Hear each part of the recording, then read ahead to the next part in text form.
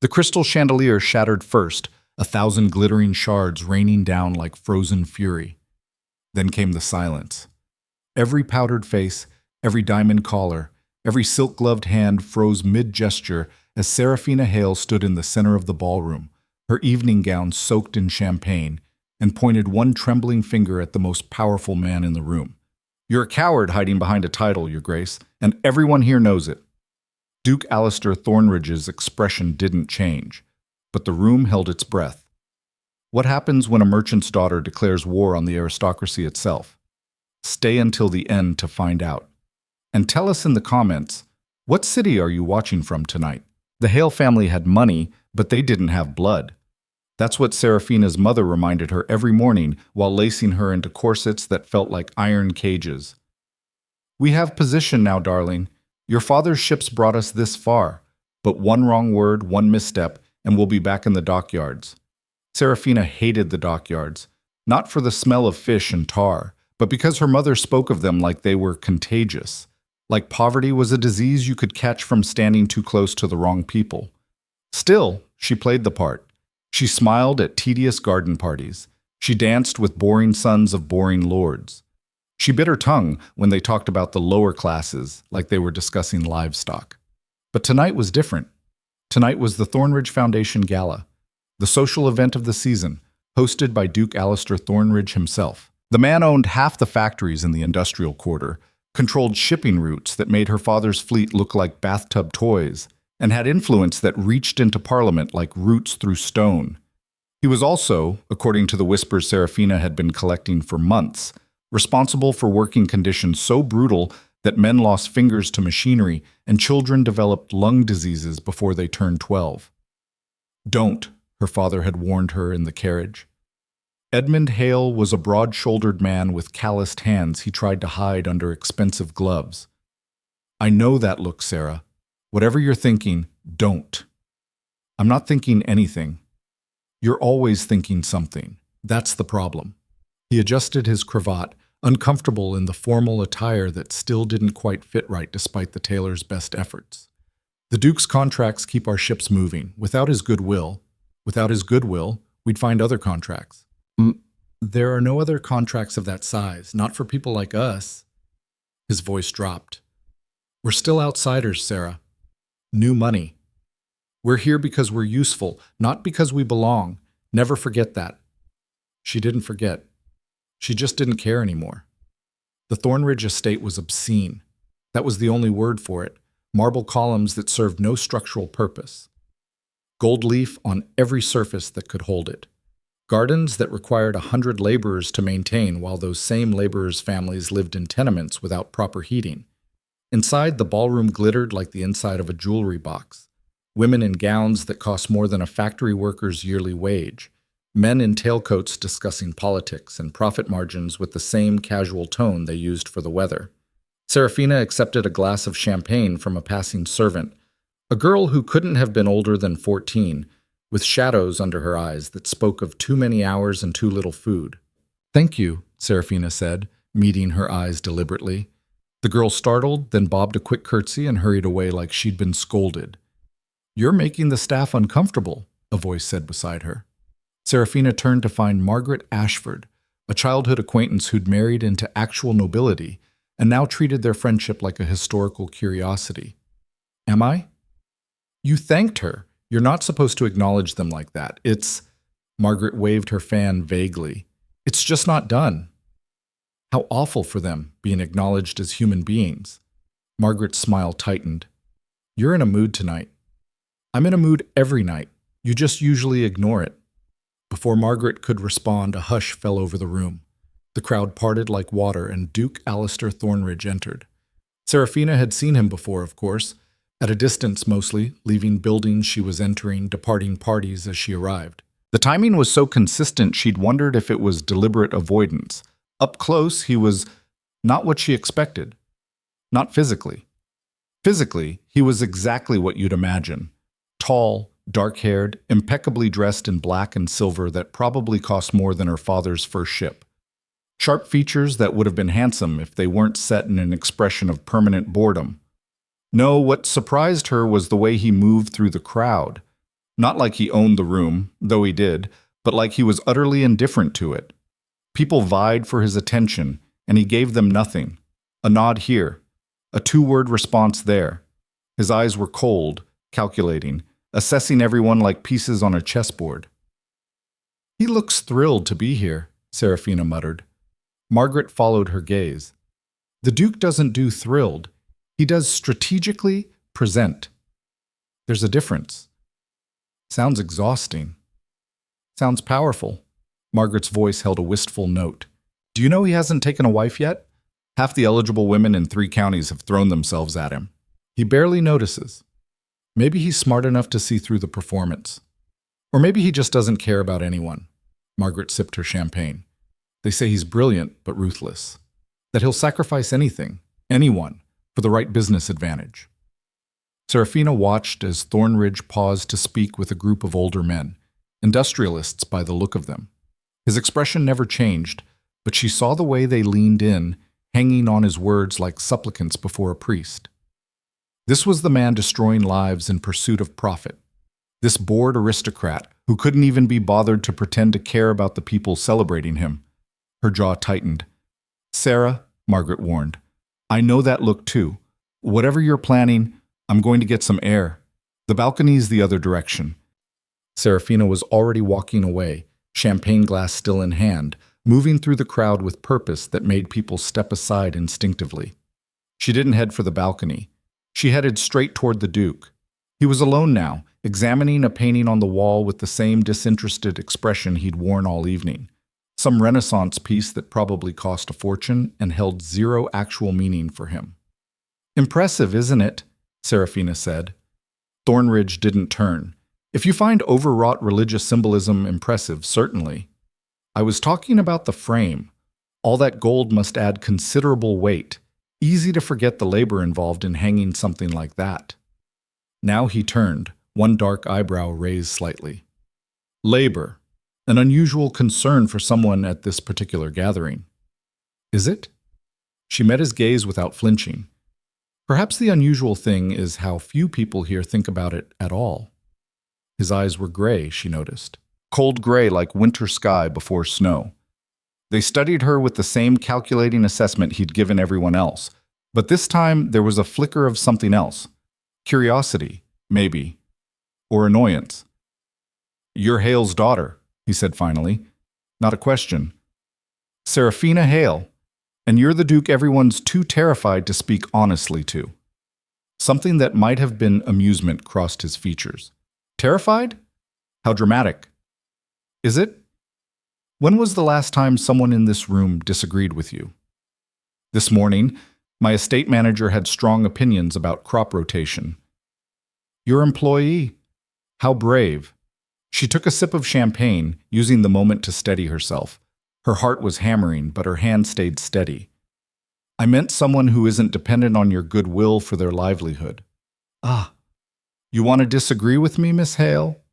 He shifted to face her fully now, and she realized he was taller than she'd thought, broad-shouldered under that perfect tailoring. But she'd spent her childhood climbing ship rigging while her father worked. She'd faced heights more intimidating than one aristocrat's stare. "Please proceed.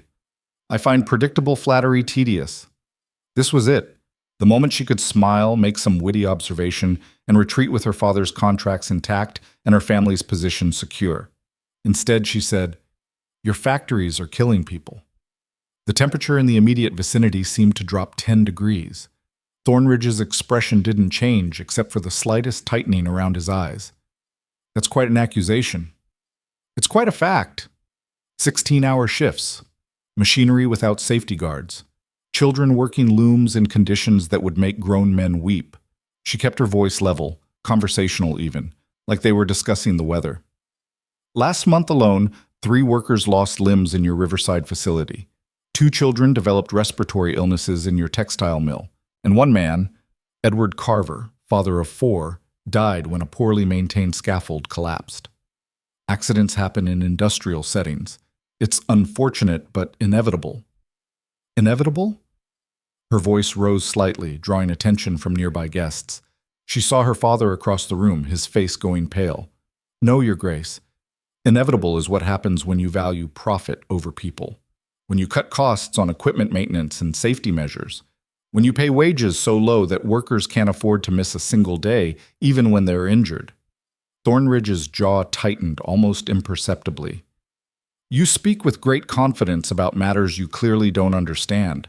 Running large-scale industrial operations requires difficult decisions. Oh, I understand perfectly. You make decisions that keep your pockets lined while other people pay with their blood. She was aware of the crowd gathering now, conversations dying as people turned to stare. Her mother would be horrified. Her father would be ruined. But the words kept coming, hot and sharp. You stand here in your golden palace, drinking champagne that costs more than your workers earn in a month, and call their suffering unfortunate but inevitable. Miss Hale. His voice was quiet, but it cut through the murmurs like a blade. You're making a scene. Good. Maybe someone should. You have no idea what you're talking about. The complexities of managing multiple industrial concerns across. I know that complexity isn't an excuse for cruelty. I know that profit shouldn't come at the cost of human lives. She set her champagne glass down on a nearby table with enough force that it rang like a bell. And I know that everyone in this room is too afraid of losing your favor to say it to your face. The silence was absolute now. 300 guests holding their breath. Thornridge's expression had gone completely cold. All traces of amusement vanished. When he spoke, his voice was controlled but edged with something dangerous. You're very brave, Miss Hale. Or very foolish. I haven't decided which. I'm neither. I'm just tired of watching people pretend you're not exactly what you are. She straightened her shoulders, meeting that icy gaze. You're a man who's built an empire on the backs of people you see as expendable. And the truly tragic part? You don't even have the courage to own it. You hide behind words like inevitable and complexity, instead of admitting the simple truth, you just don't care. For a long moment, he said nothing, just stared at her with those cold gray eyes, and she wondered if she'd finally gone too far. If he'd say something cutting that would destroy her family's reputation with a single sentence. Instead, he smiled. It didn't reach his eyes.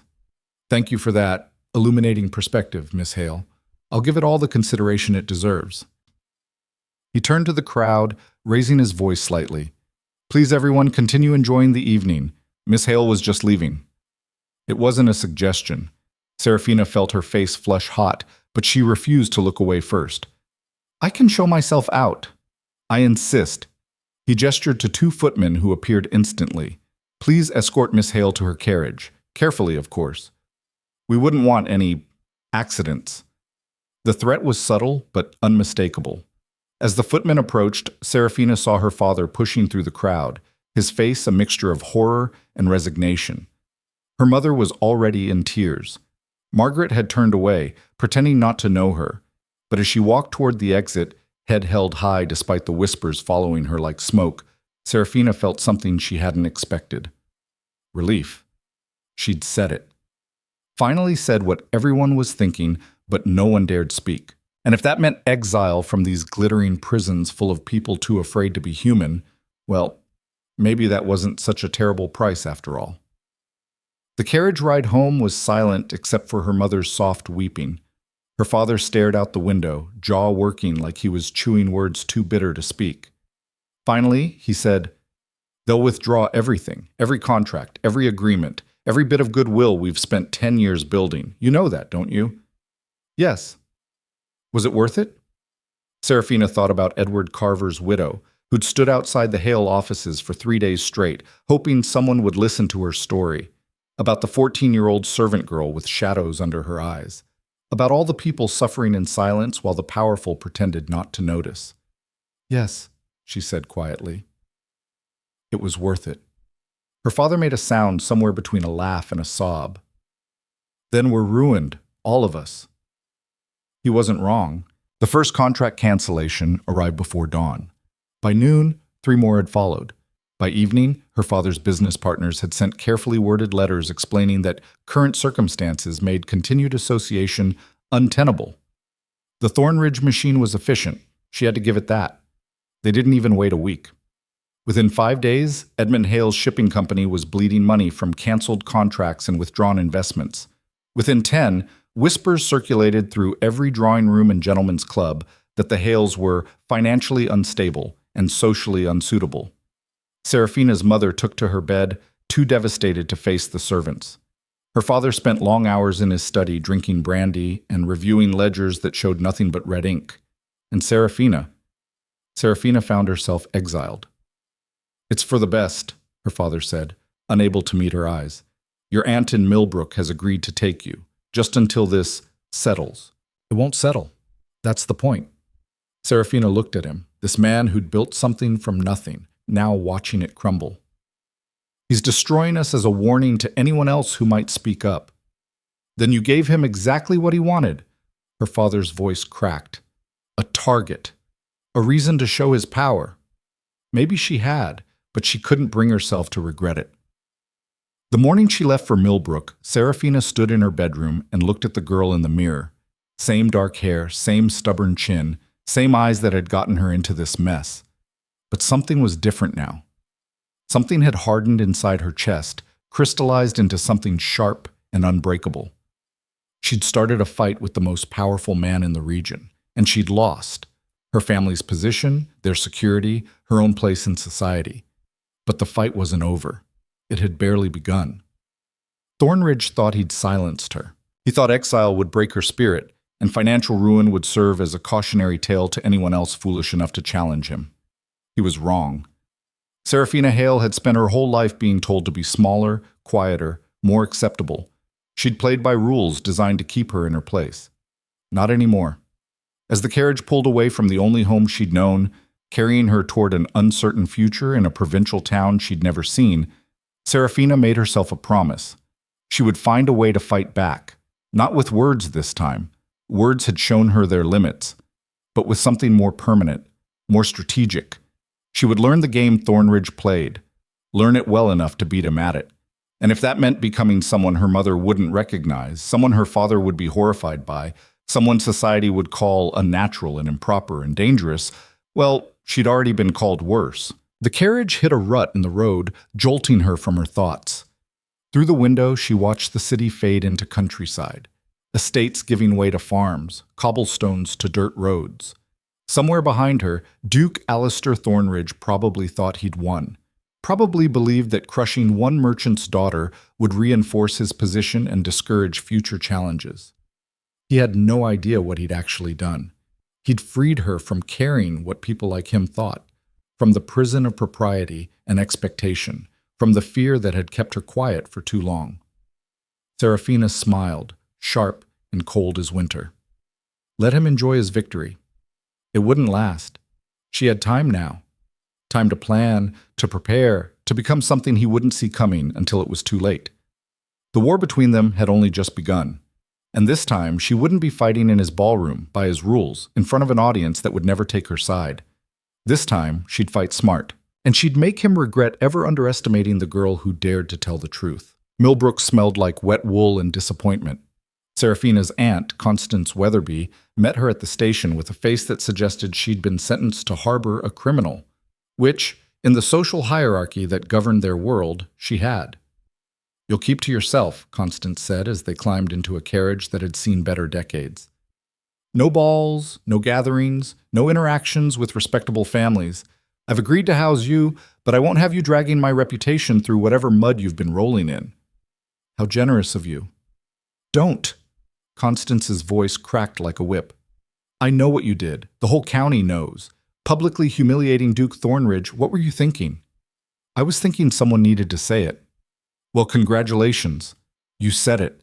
And now your father is ruined, your mother is prostrate with shame, and I'm stuck explaining to my friends why my niece has suddenly appeared like some kind of social disease." She adjusted her bonnet with sharp, angry movements. "The Duke's reach extends far beyond the capital, child. Even here, people know better than to cross him." Seraphina looked out the window as Millbrook rolled past, a market town built around textile mills that belched smoke into gray skies. Workers trudged home in the fading light, shoulders bent, faces grimy. "Those are Thornridge mills," she said quietly. "Everything is Thornridge one way or another. That's the point you seem determined to miss." The Weatherby house was respectable but fading, like its owner. Constance's husband had died years ago, leaving her enough to maintain appearances but not enough to be comfortable. Every piece of furniture was carefully preserved, every curtain mended rather than replaced. "You'll stay in the back bedroom," Constance said. "The maid comes twice a week. You'll help with household tasks on the other days. Consider it payment for room and board." So this was exile. This was not just from society, but from relevance itself. Tucked away in a provincial town, reduced to mending linens and keeping her mouth shut. Seraphina unpacked her trunk, gowns that were too fine for Millbrook, books her mother thought were unladylike, and one thing she'd stolen from her father's study before leaving. His business ledger from 3 years ago, when things had still been growing. She'd learn. That was the plan. Learn how money moved, how power consolidated, how men like Thornridge built empires, and then she'd find the cracks. The first week crawled by like a wounded animal. Constance kept her isolated, trotting her out only for church on Sunday, where the congregation stared at her like she was a curiosity in a traveling show. The whispers followed her everywhere. "That's the Hale girl. The one who made a scene. I heard the Duke himself ordered her exiled. Serves her right, speaking above her station like that." Seraphina kept her head high and her mouth shut. But at night, alone in the back bedroom, she read her father's ledger by candlelight and taught herself the language of commerce. Profit margins, asset liquidation, leveraged debt. The second week, a letter arrived from home. Her mother's handwriting, shaky and tear-stained. "Your father lost the Manchester contracts today. James Holbrook, who stood as godfather at your christening, wrote to say he could no longer do business with our family. The shipping office has laid off half the staff. We may have to sell the house. Please, Seraphina, write to the Duke, apologize, beg his forgiveness. It's not too late to salvage something." Seraphina burned the letter in the fireplace. It was too late. The moment she'd pointed at Thornridge in that ballroom, she'd crossed a line that couldn't be uncrossed. Apologies wouldn't fix this. Groveling wouldn't restore what he'd taken. He wanted her to break, to come crawling back, humiliated and desperate. She'd rather starve. The third week brought something unexpected, an invitation. Not for her, for Constance. A tea party at the Millbrook Assembly Rooms, hosted by the wives of local mill managers. Constance dithered for days about whether to attend, clearly torn between maintaining social connections and being associated with her notorious niece. "You'll stay home, obviously," she said. Obviously. But Seraphina had other plans. The morning of the tea party, she waited until Constance's carriage disappeared around the corner, then changed into her plainest dress and headed into town. Not to the assembly rooms where respectable women sipped tea and gossiped, to the mills. She'd learned something from that business ledger. Factories needed more than workers and machinery. They needed raw materials, transportation, maintenance contracts. Supply chains that could be disrupted if you knew where to press. The Riverside Mill, Thornridge's largest textile operation in Millbrook, loomed against the sky like a prison built of brick and smoke. Seraphina stood across the street, watching workers stream in for the afternoon shift. Mostly women and children, she noted. Cheaper labor. "You lost?" She turned to find a man watching her. 40-something, with the weathered face of someone who'd spent years breathing cotton dust. One hand was wrapped in dirty bandages. "Just looking," she said. "Funny place for a lady to be looking." His eyes narrowed. "Wait, you're that girl, the one from the Capitol." Seraphina's stomach tightened. "I don't know what you mean." "Sure you don't." But he smiled slightly, gap-toothed and genuine.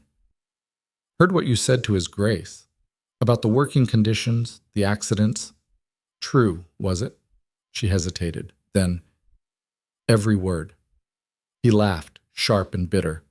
"Well, it didn't help much. You know what happened after? He cut wages. Said it was necessary due to unforeseen business complications. That's you, I'm guessing. The complication." The words hit like a slap. He punished you?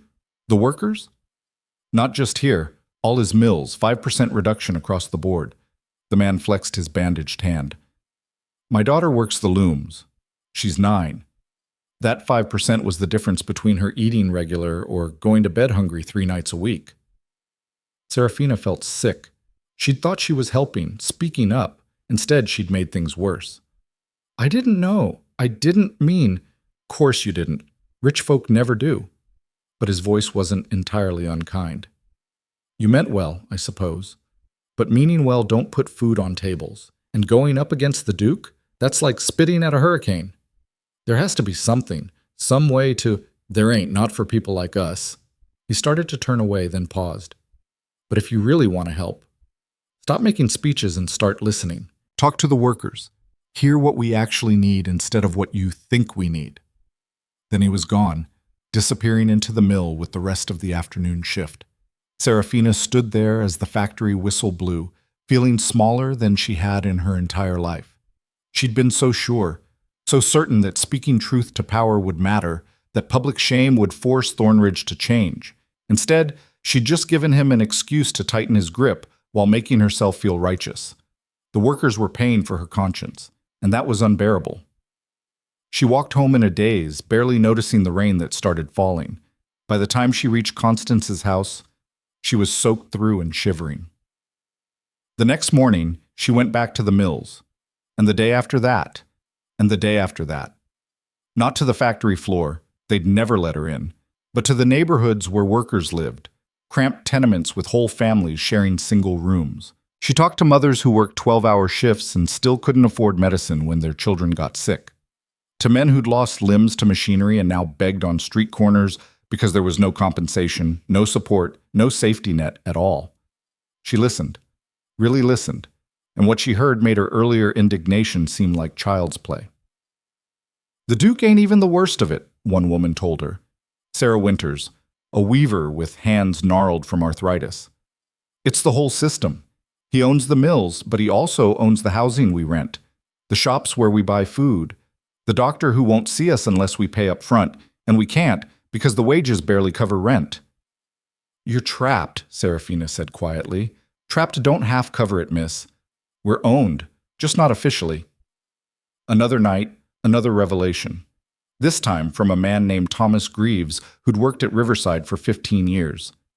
You asked how he gets away with it? Simple. Anyone who complains gets sacked. And once you're sacked from a Thornridge mill, no other mill will hire you. He's got agreements with all the factory owners in 3 counties. They don't poach each other's workers, especially not troublemakers. That's illegal, Seraphina said. Thomas laughed. Illegal, right. And who's going to enforce that? The magistrate? He's the Duke's cousin.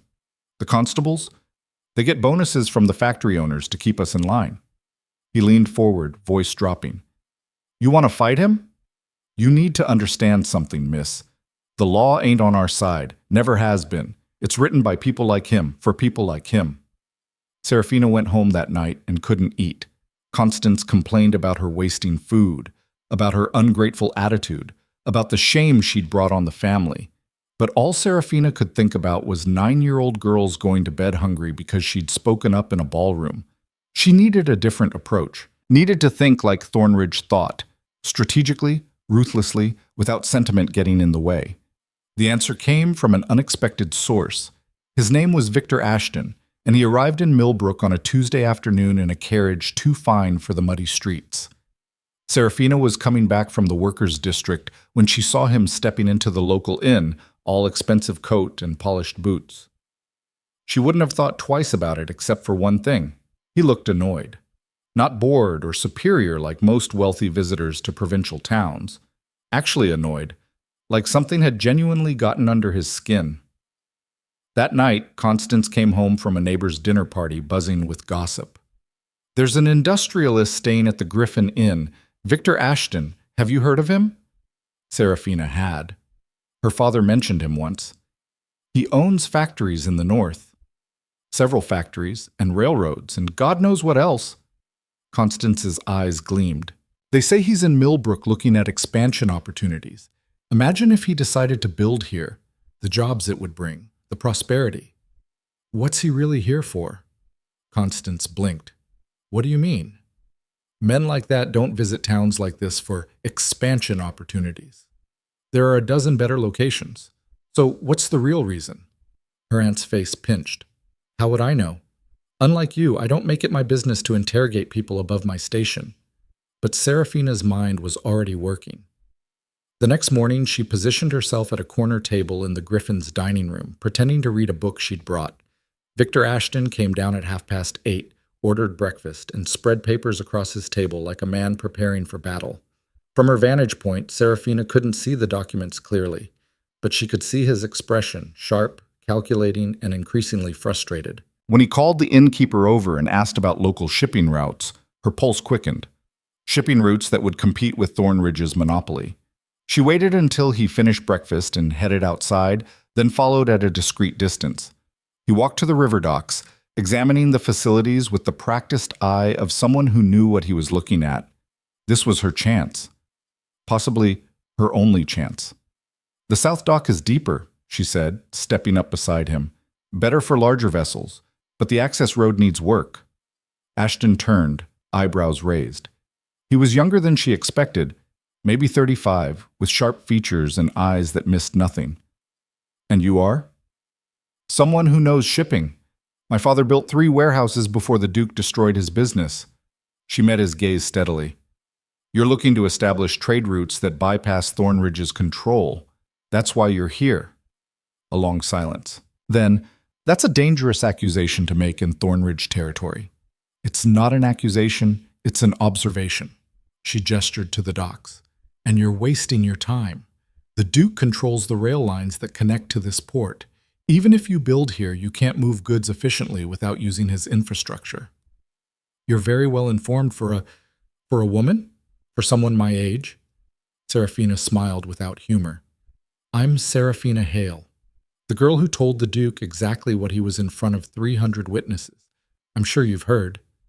Recognition flickered across his face. "Ah, the infamous Miss Hale." He studied her with new interest. "They say you destroyed your family's fortune for the sake of making a speech." "They say a lot of things. Most of them are true. And now you're what? Offering to help me compete with the man who ruined you?" He shook his head. "Forgive me, but that sounds like a recipe for disaster." "For you, maybe. I'm already disastrous." She took a breath, gambling everything on her next words. "But I know things about Thornridge's operations. Weaknesses in his supply chain, contracts that are about to expire, labor unrest he's barely keeping contained." "How would you know that?" "Because I've spent 3 weeks talking to his workers, learning how his empire actually functions from the ground up." She pulled out a folded paper from her pocket, notes she'd been compiling. "He's overextended in the textile sector, relied too heavily on the Manchester contracts, and he's got a serious problem brewing at his Riverside mill here in Millbrook." Ashton took the paper, scanned it, and his expression shifted from skeptical to intrigued. "This is detailed. I'm a fast learner, and I'm motivated. By revenge? By justice. There's a difference." She looked him in the eye. "You want to break his monopoly because it's good business. I want to break it because people are dying. We can help each other. Or you could be a spy, sent by Thornridge to discover my intentions." Seraphina laughed, sharp and bitter. "Right. Because the Duke definitely needs to hire the girl he publicly humiliated and financially destroyed to gather intelligence for him." Ashton considered this. Then, slowly, he smiled. "Fair point. Walk with me, Miss Hale. Let's discuss what you think you know about the Duke's vulnerabilities." They talked for 2 hours. Seraphina laid out everything she'd learned, the aging equipment at Riverside that would need major investment soon, the worker dissatisfaction that could turn into strikes, the upcoming lease renewals on 3 key properties that Thornridge had been taking for granted. Ashton listened, asked sharp questions, and made notes in a leather journal. "You're right about the rail lines," he said finally. "That's the choke point. Without alternatives, any port operation here would still depend on his infrastructure. So create alternatives. That takes capital, enormous capital, and time I may not have." "What if you didn't need new rail lines? What if you used river transport instead?" He raised an eyebrow. "The river system hasn't been viable for commercial freight in decades." "Because no one's invested in it. But the waterways are still there, and they bypass Thornridge's rail monopoly entirely." She pointed to her notes. "My father's old ledgers showed the cost analysis. It's actually cheaper for certain routes, if you're willing to modernize the barge system." Ashton stared at her, then at the notes, then back at her. That's actually brilliant. High risk, but brilliant. Everything worth doing is high risk. Spoken like someone with nothing left to lose. Is that a problem? On the contrary, he closed his journal with a decisive snap. Miss Hale, I came to Millbrook expecting to gather intelligence and leave. Instead, I've found something far more valuable, a partner who understands the terrain. Partner? Assuming you're willing, I need someone who knows Thornridge's operations from the inside, someone the workers will talk to, because they certainly won't talk to me, and someone angry enough to see this through when it gets difficult, which it will. Seraphina's heart hammered. What exactly are you proposing? I'm proposing we do what the Duke never expects. We compete with him, not just in trade routes, but in labor practices. We build better facilities, pay better wages, create working conditions that make his mills look like the prisons they are. Ashton's eyes gleamed. And when his workers see there's an alternative, when they start leaving his mills for ours, that's when his empire starts to crack. He'll crush you, like he crushed my family. He'll try. But I have resources he can't easily attack. Political connections in the north, capital reserves, diversified holdings. He paused. And I have something else he doesn't. I don't underestimate you. The words hung between them. This was it. The moment where she could step back, accept exile gracefully, and live out her days in quiet obscurity, safe, insignificant, or she could step forward into war. When do we start? Seraphina said. Ashton smiled. Tomorrow. I'll need detailed intelligence on the Riverside Mill operations. Safety violations, maintenance issues, anything that could be used to demonstrate regulatory non-compliance. I can get that. And Miss Hale?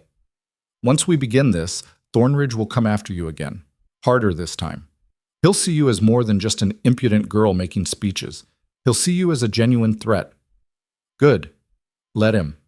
She left their meeting feeling more alive than she had since arriving in Millbrook. Finally, she had a weapon besides words. A way to fight back that might actually matter. But first, she needed proof. Real documentation of Thornridge's violations. The kind that couldn't be dismissed or ignored. That night she went back to the Riverside Mill. Not during shift change when workers streamed in and out.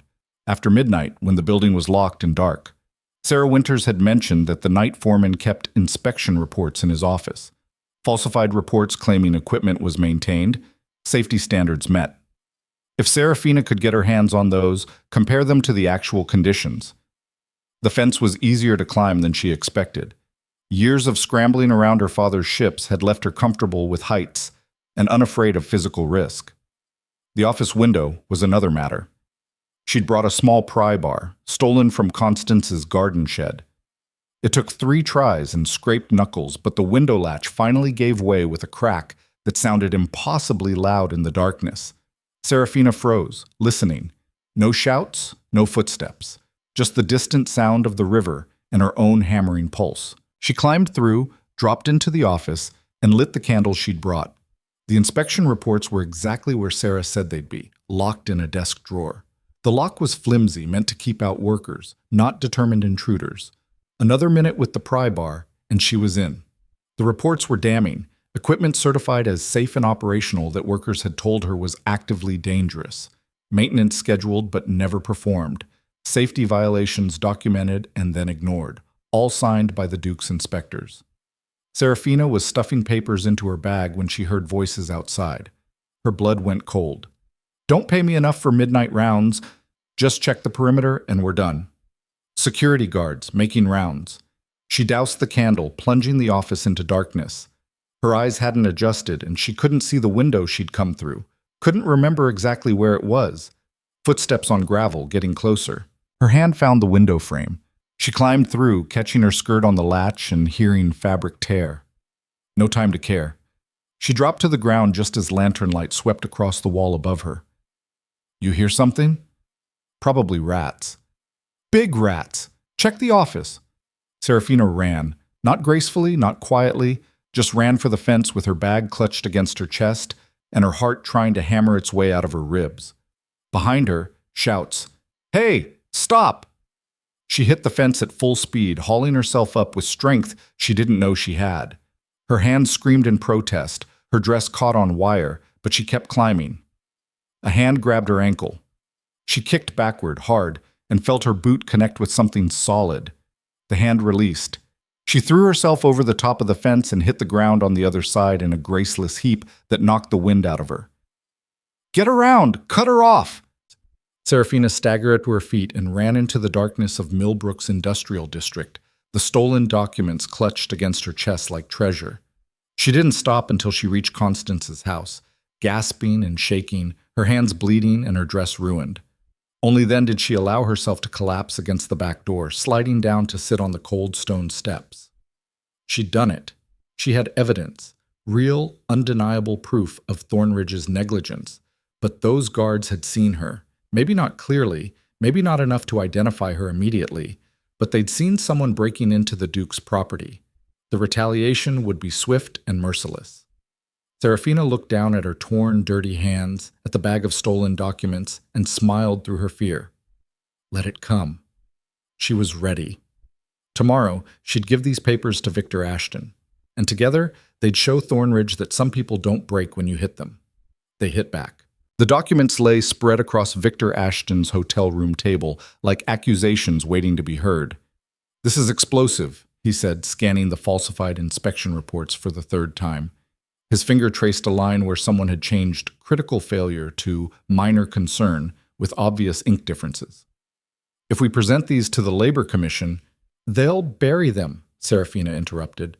She was perched on the edge of a chair, still wearing yesterday's torn dress, because Constance had been too suspicious to let her change without questions. "The commission chair is Thornridge's man. Everyone knows it." "Then we go to the newspapers." "Which newspapers?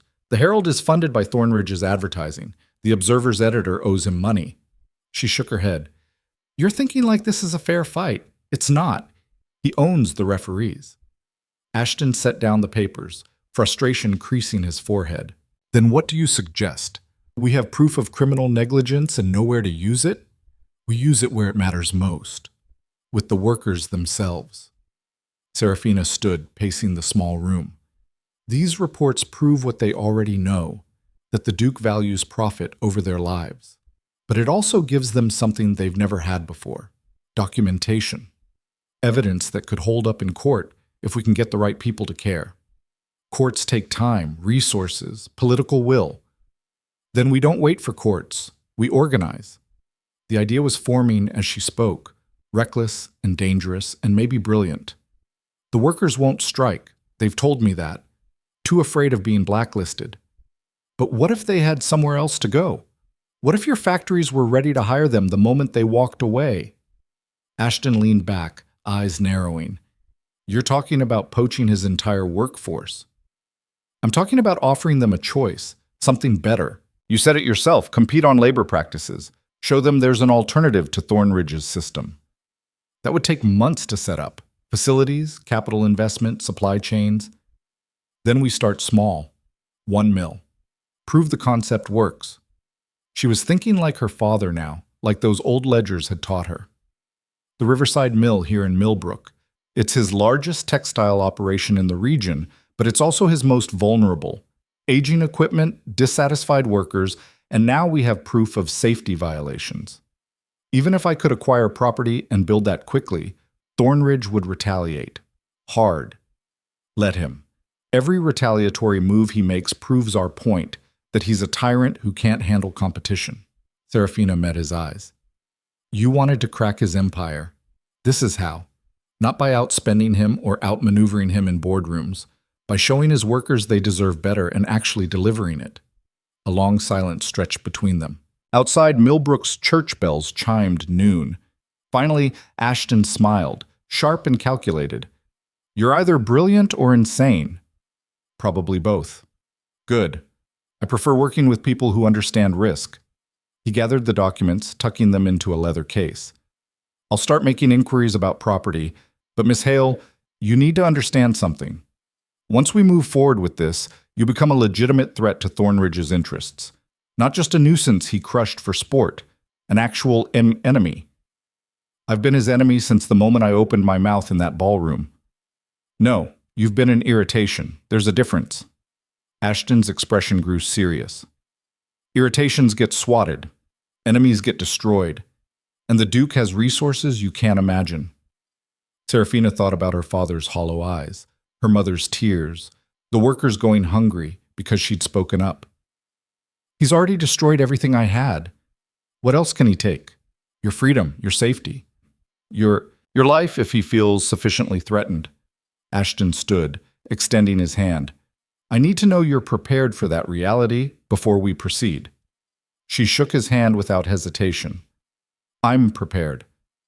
Then we have a partnership. I'll handle the capital and political connections. You handle the workers and intelligence gathering. And Thornridge? We'll handle him together.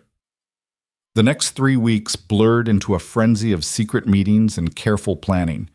Ashton moved quickly, securing a property on the edge of Millbrook, an abandoned granary that could be converted to textile production.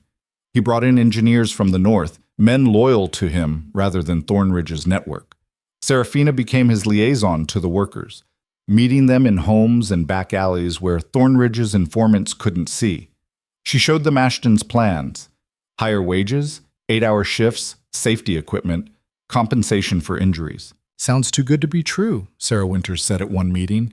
A dozen workers had crowded into her tiny kitchen, skeptical but desperate enough to listen. It's sustainable, Seraphina explained, spreading out financial projections Ashton had prepared. Lower profit margins initially, but higher productivity from healthier workers, less turnover, better quality output. And when the Duke finds out, Thomas Greaves asked, when he blacklists everyone who joins this new mill? He can't blacklist you if you have steady employment elsewhere. That's the point. Seraphina looked around the room at faces worn down by years of exploitation. But I won't lie to you, it's risky. He'll fight back. There might be violence. There's already violence, a woman said bitterly. Just the slow kind, the kind that takes your health and your hope and grinds them down until there's nothing left. Murmurs of agreement rippled through the group. How many would come? Seraphina asked. If Ashton's mill opens next month, how many of you would be willing to leave Riverside? Hands rose slowly, first a few, then more, until nearly everyone in the room was committed. We need to be careful, Thomas warned. Can't let word get back to the Duke before you're ready. He'll shut this down before it starts. Agreed. We keep this quiet until opening day. Then we move fast. Mass resignation, straight to the new facility. Seraphina felt electricity in the air, the crackling tension of something dangerous and necessary. One more thing. We need documentation of current conditions at Riverside. Photographs, if possible. Testimony. The more evidence we have... The door burst open. 3 men filled the doorway. Not workers. Factory enforcers, recognizable by their heavy builds and the clubs hanging from their belts. Well, well, the largest one said. Look what we have here. An illegal assembly. The room erupted into chaos. Workers scrambled for the back door, but 2 more enforcers blocked that exit. Sarah Winters grabbed Seraphina's arm, pulling her toward a small window. Go! They're here for you! I'm not leaving. You're no good to anyone arrested. Sarah shoved her toward the window. Run! Seraphina hesitated for 1 second. 1 second where she saw Thomas step between the enforcers and the fleeing workers, saw the lead enforcers club rise, saw the beginning of violence she'd helped cause. Then Sarah pushed her hard, and she was stumbling through the window into the alley behind the tenement. Shouts erupted behind her. She ran, boots slipping on wet cobblestones, her breath coming in ragged gasps. Footsteps pounded after her. The industrial district was a maze if you knew it, which Seraphina had learned to do over the past weeks. She ducked through a gap between buildings, scrambled over a fence, dropped into a yard full of broken crates. Behind her, the footsteps faltered, confused. She didn't stop until she reached the river, collapsing against a stone wall with her lungs burning and her mind reeling. They'd been discovered. Someone had talked or been followed, or it didn't matter. Thornridge knew about the meetings, probably knew about Ashton's plans, and he'd sent enforcers to break it up with violence. Seraphina forced herself upright, shaking. She had to get to Ashton, had to warn him that their timeline just collapsed. She found him at the construction site, arguing with a foreman about timber delivery schedules. We're compromised, she said without preamble. Thornridge knows. Ashton's expression hardened. What happened? She told him about the raid, the enforcers, the narrow escape. He'll shut down the construction, use his influence to block our permits, our supplies. He already tried. Ashton's voice was grim. This morning, 3 of my suppliers sent letters canceling their contracts. All of them cited concerns about business relationships with Thornridge interests. Then we're finished before we started. Not finished. Delayed. He gestured to the partially converted building. We can still open, but it'll take longer. I'll need to source materials from outside the region, which means higher costs, and the explosion cut him off. Not an explosion, exactly. More like a massive crack followed by screaming. Both of them spun toward the sound, toward the Riverside Mill, less than half a mile away. Smoke was rising from the building in thick black columns. Fire, Ashton breathed. They ran. By the time they reached Riverside, the smoke was visible across half of Millbrook. Workers streamed out of the building, coughing and crying. The fire had started in the textile storage, thousands of pounds of cotton and wool going up like kindling. Everyone out, a foreman was shouting. Clear the building. But the screaming hadn't stopped. Seraphina grabbed a fleeing worker. Is everyone out? Second floor. Some of the girls got trapped when the stairwell caught. She didn't wait to hear more. She pushed past the foreman and into the building. The heat hit her like a physical force. Smoke choked the air, making it impossible to see more than a few feet ahead. She pulled her shawl over her mouth and nose and kept moving, following the sound of screaming. Where are you? She shouted. Here. We're here. The second floor was worse. Flames had spread to the wooden support beams, and the whole structure groaned ominously. 4 girls, none older than 14, huddled in a corner, trapped behind a wall of fire that blocked the main stairwell. The back stairs, one of them cried. They're locked from the outside. Of course they were. Fire exits locked to prevent theft. Another brilliant cost-saving measure. Seraphina looked around desperately. The window, if she could get it open. Help me! She grabbed a broken chair, swung it at the window with all her strength. The glass shattered. Smoke billowed out, and fresh air rushed in, feeding the flames. Out! Now! One by one, she helped the girls through the window onto the exterior fire escape, a rickety iron structure that swayed under their weight but held. They scrambled down while Seraphina followed, her hands blistering on the hot metal. She was halfway down when she saw him. Duke Alistair Thornridge, on the ground level, not observing from a safe distance, but actually directing rescue efforts.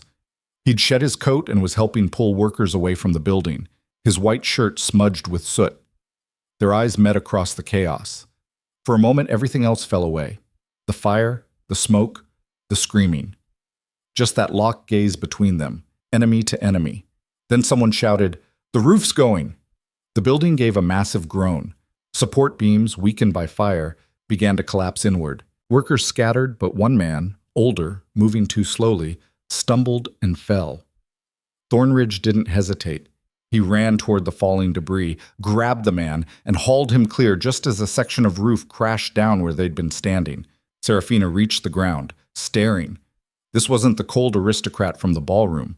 This was someone who risked himself, who stepped into danger instead of away from it, who was actually saving his workers instead of calculating their monetary value.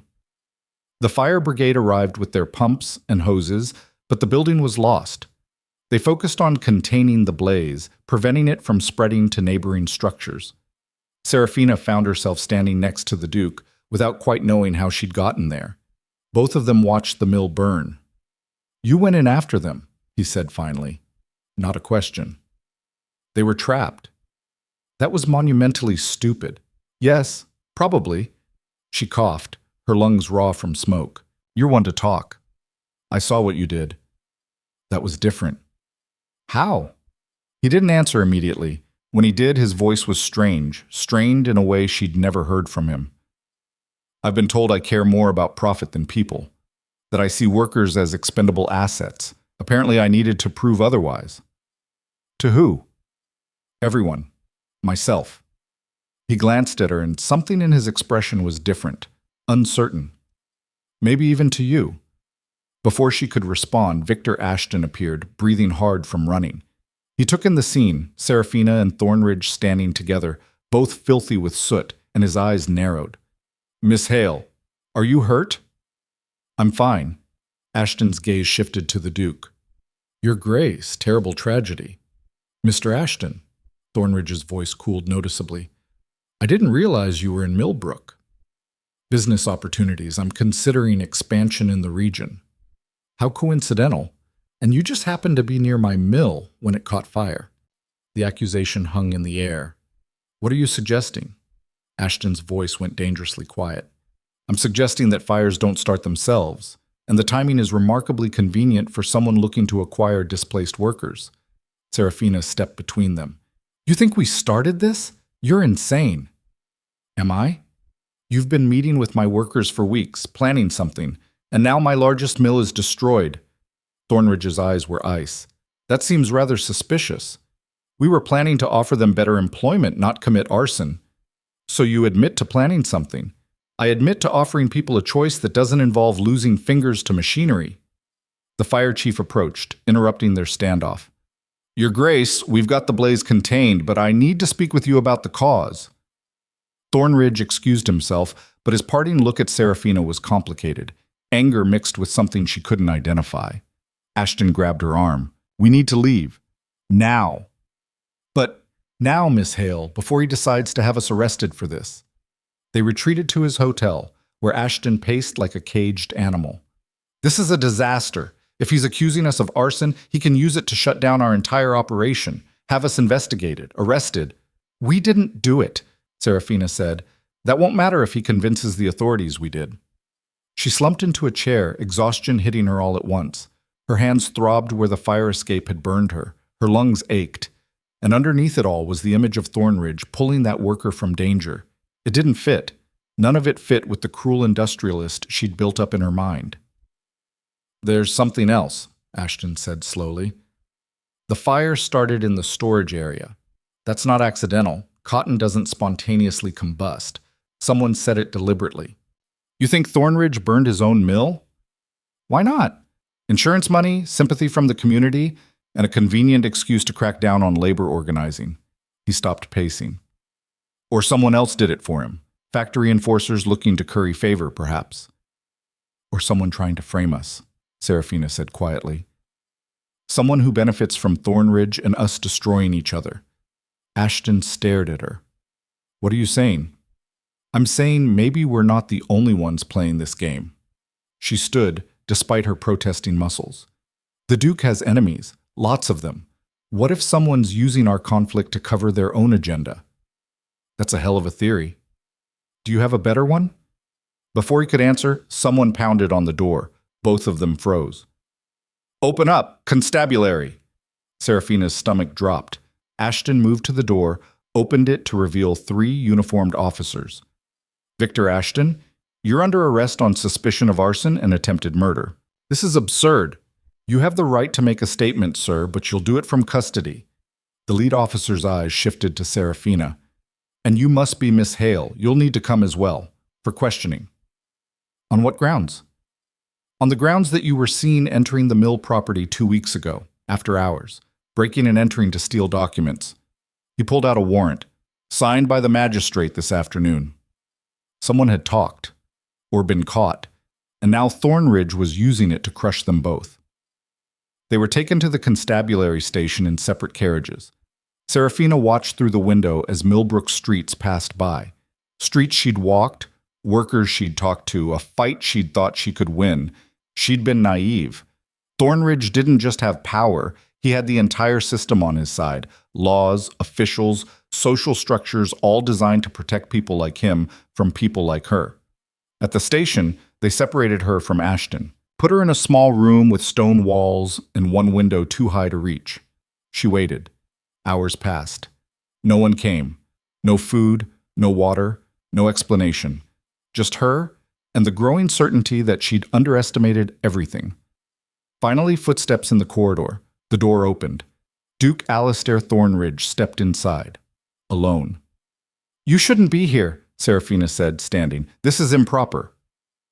I own the magistrate who issued your warrant. I think we're beyond propriety. He closed the door behind him. We need to talk.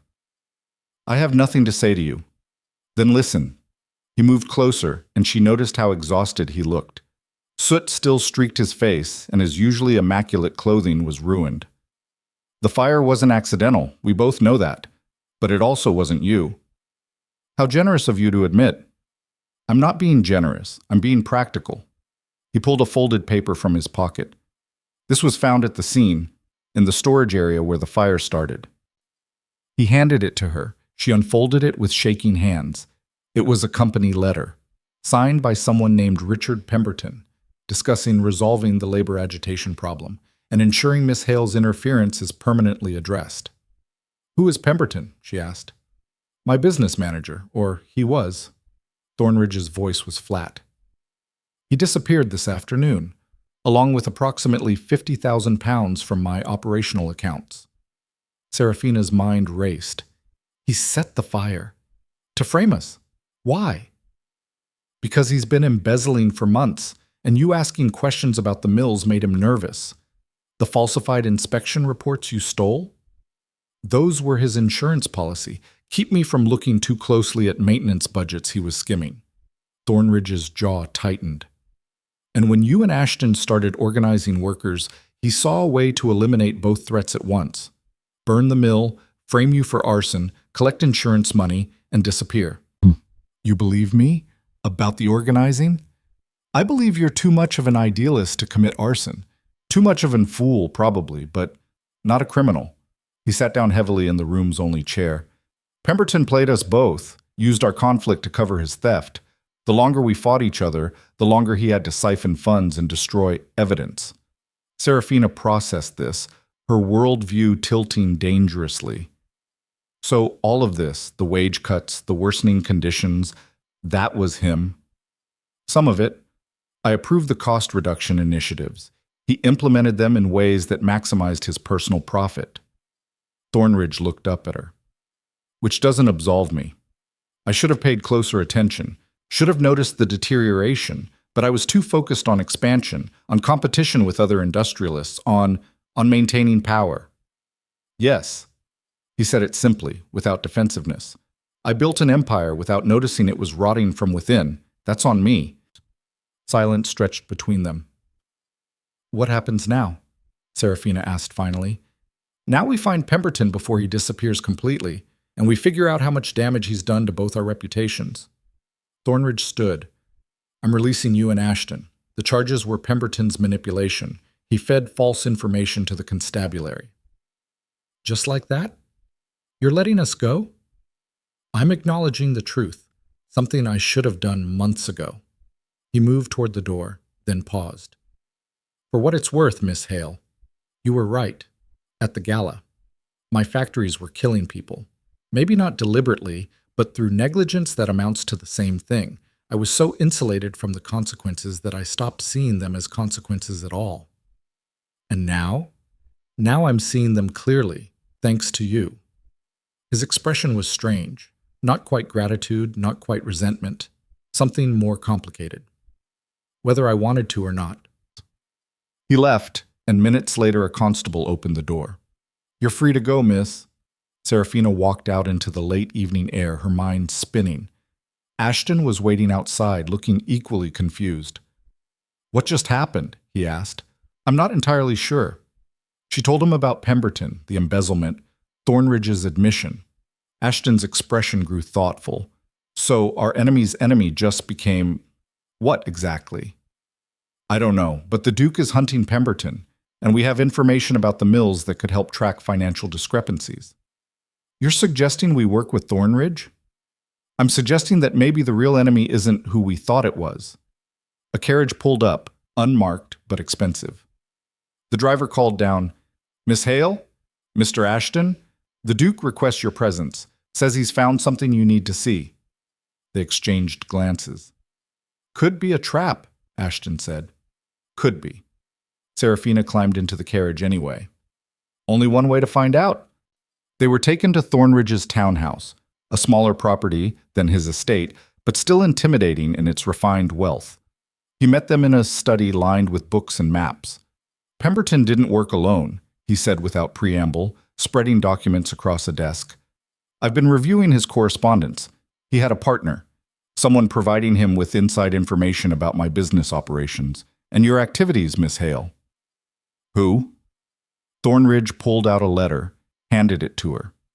The handwriting was familiar, elegant, careful, the same script that had addressed dinner invitations and birthday cards throughout her childhood. Constance Weatherby, her aunt. No, Seraphina whispered. She's been feeding Pemberton information for 6 months.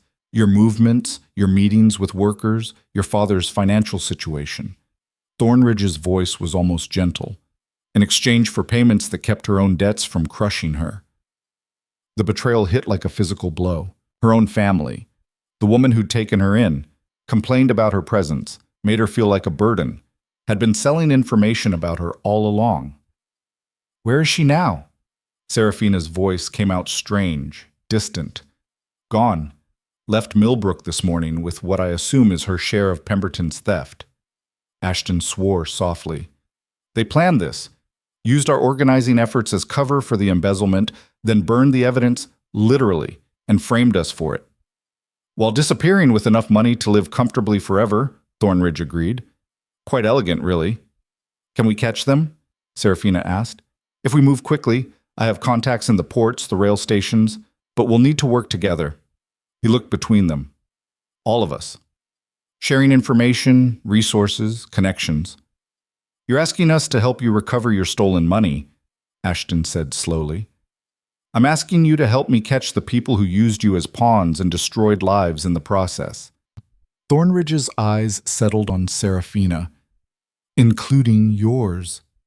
She thought about Constance's bitter face, her constant complaints about social standing, the desperation underneath all that resentment, desperate enough to betray family. What do you get out of this? She asked Thornridge. Besides your money back?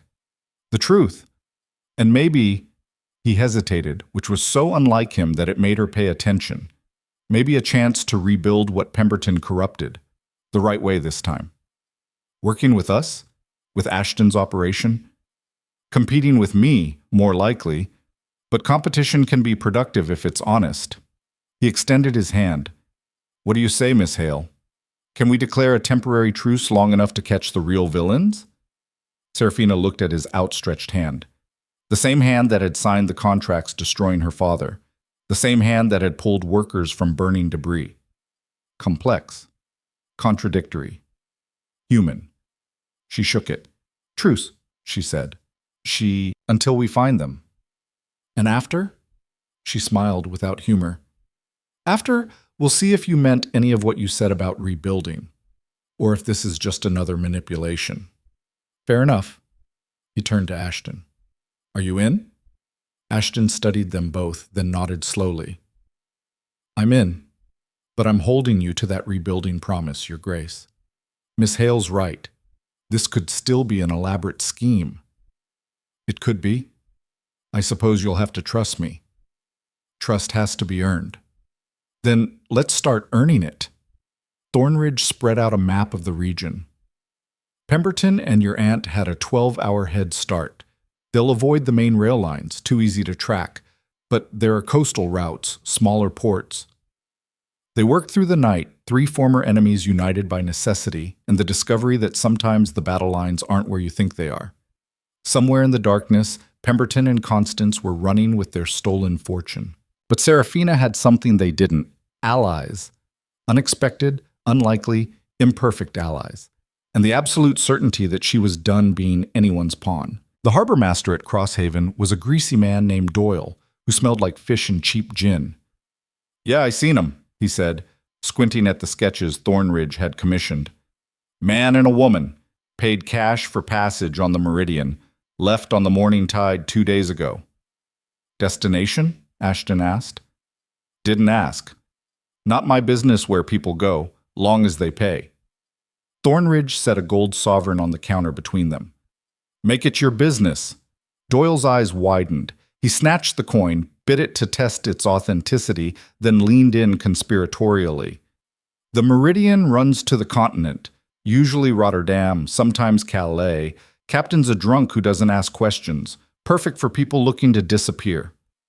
When's the next ship heading that direction? Seraphina asked. You're looking at 2 days minimum. Nothing fast leaves before then. We don't have 2 days. Thornridge's jaw tightened. They'll have vanished into Europe by then. New identities, new lives, and 50,000 pounds to smooth the way. Seraphina stared out at the harbor, mind racing. Dozens of ships bobbed at anchor, but none of them helped if they couldn't move faster than Pemberton. Then she saw it. A sleek racing yacht, all sharp lines and expensive rigging, built for speed, not cargo. That one, she said, pointing. Whose is it? Doyle followed her gaze. The Windchaser? That belongs to Lord Hastings. Uses it for racing competitions. Why? Because we're borrowing it. Ashton raised an eyebrow. Just like that? You think a lord will hand over his racing yacht to chase criminals across the channel? No. Seraphina turned to Thornridge. But a duke might be able to convince him. For a moment, Thornridge just looked at her. Then something like approval flickered across his face. You want to race them to Rotterdam. I want to beat them there. Catch them at the dock before they disappear. That's insane. Even if Hastings agrees, which he won't, we'd need an experienced crew, provisions, favorable winds. Do you have a better plan? Silence. Then Thornridge smiled, sharp and dangerous. No, I really don't. He turned to Doyle. Where can I find Lord Hastings? 20 minutes and several more gold sovereigns later, they stood in Hastings' study while the portly lord sputtered objections. Absolutely not. The Windchaser is a precision instrument, not some merchant hauler for criminal pursuits. Lord Hastings, Thornridge's voice carried the weight of generations of aristocratic authority. The people we're chasing stole from my operations, committed arson, and endangered hundreds of lives. They're also carrying evidence that could implicate several prominent families in financial crimes. That last part was a bluff, but Hastings didn't know that. The Lord's face went pale. Prominent families? Very prominent. The kind who wouldn't appreciate their names appearing in scandal sheets. Thornridge leaned forward. Help us catch these criminals and you'll have my gratitude, plus racing rights to my estates for the next 5 years. Refuse, and I'll remember where your cooperation was when certain documents surface. It was manipulation, pure and simple. Seraphina should have been disgusted. Instead, she was impressed. Hastings crumbled. Fine, but I'm sending my best captain, and if anything happens to that yacht, you'll send me a bill. Understood. Within an hour, they were aboard the Windchaser with a 3-man crew who looked at them like they'd all lost their minds. The captain, a weathered sailor named Morrison, studied the charts with a practiced eye. Rotterdam in 3 days if the weather holds, 2.5 if we push hard and get lucky. He glanced at Seraphina. You got sailing experience, miss? We'll need all hands on a run like this. I grew up on my father's ships. Good enough. Your Grace, Mr. Ashton, hope you've got strong stomachs. This won't be a pleasure cruise. Morrison wasn't exaggerating. The Windchaser cut through waves like a knife, fast and violent. Within an hour, Ashton was green-faced and hanging over the rail. I hate sailing, he muttered, between bouts of seasickness. Hate it with every fiber of my being. Seraphina helped trim the sails, her hands remembering the rhythms her father had taught her. The wind whipped her hair free of its pins, and salt spray stung her face, but she felt more alive than she had in months. Thornridge worked alongside the crew without complaint, taking orders from Morrison despite being a duke. Seraphina caught him watching her once as she scrambled up the rigging to adjust a line. What? She called down. Nothing. Just surprised you're not terrified. I'm terrified. I'm just also stubborn. She secured the line and climbed back down. Besides, this was my idea. Can't very well fall apart now. No, I suppose not. He was quiet for a moment, then, I misjudged you. Obviously. Not just at the gala. After. I thought crushing your family would silence the problem, make an example that would prevent future challenges. He gripped a rope as the ship pitched through a wave. But all I did was prove your point, that I saw people as problems to be managed rather than humans deserving respect. Seraphina hadn't expected honesty, didn't quite know what to do with it. Why are you telling me this? She asked. Because we're about to spend 3 days trapped on this ship together. Might as well clear the air. He met her eyes. And because you were right. About all of it. The conditions, the exploitation, the casual cruelty of the system. I built an empire without ever asking if I should, just assumed that success justified the methods. And now? Now I'm wondering if there's a way to rebuild that's actually worth preserving. He looked out at the churning sea. Your Mr. Ashton has interesting ideas about fair labor practices, profit sharing, safety standards, worker representation, revolutionary concepts. They're only revolutionary because people like you have fought them for centuries. Fair point. He smiled slightly. Think there's room for reformed aristocrats in your New World Order, or are we all condemned for the sins of the system? I think people can change, if they actually want to. She held his gaze. The question is whether you do, or if this is just guilt-talking because your business manager made you look like a fool. Probably both, if I'm being honest. The admission seemed to cost him something. I don't like being wrong, and I especially don't like being publicly humiliated by a merchant's daughter who turned out to be completely correct. Despite everything, Seraphina laughed. Is that an apology? It's an acknowledgement. Apologies require more than words. They require action, changed behavior, restitution. He steadied himself as the ship crested another wave. Ask me again in 6 months if I've actually done anything worth apologizing for. Morrison called for them to adjust the mainsail, ending the conversation. But something had shifted between them. Not friendship, not yet, but the beginning of understanding. That night, Ashton finally recovered enough to join them for a cold dinner of bread, cheese, and salted fish. I've been thinking about Pemberton, he said, looking slightly less green. He had to have help beyond your aunt, Miss Hale. The scale of the embezzlement, the falsified reports, the coordination, that's not a two-person operation. You think there are more accomplices? Thornridge asked. I think there's a network. People inside your organization feeding him information, covering his tracks, maybe skimming their own shares. Ashton pulled out a notebook where he'd been making calculations. Look at these numbers. Pemberton took 50,000, but the total financial discrepancies across your mills are closer to 80,000. That's 30,000 pounds unaccounted for. Seraphina leaned over the numbers. He had partners, still has them probably, people who helped him steal and who'll help him disappear. Which means catching Pemberton isn't enough, Thornridge said slowly. We need to dismantle the entire network. And how do we do that from a yacht in the middle of the channel? Ashton asked. We don't, but I have people in Rotterdam, investigators, contacts in the banking sector. Thornridge's expression hardened. If Pemberton tries to move that much money, he'll leave traces. We find the traces, we find his accomplices. And my aunt? Seraphina's voice came out colder than she intended. Her too, though I suspect she was a tool more than a partner. Desperate, indebted, easy to manipulate.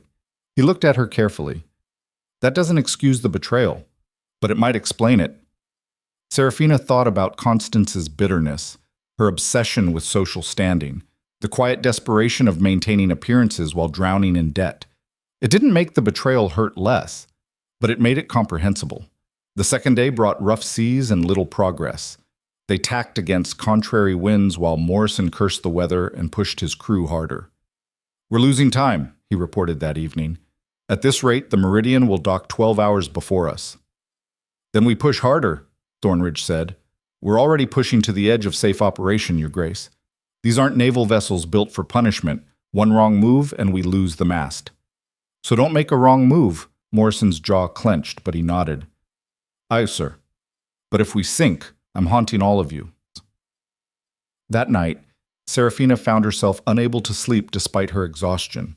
She sat on deck, watching the stars wheel overhead while the ship carved through dark water. Footsteps behind her. Thornridge carrying 2 cups of something that smelled like terrible coffee. Can't sleep either? He asked, handing her one. Too much thinking. She sipped the coffee. It was as bad as it smelled. About what happens if we catch them. Justice, presumably. Prison for Pemberton. Consequences for everyone involved. And then what? You go back to your estates? I go back to exile in Millbrook? Ashton builds his competing mills? She set down the cup.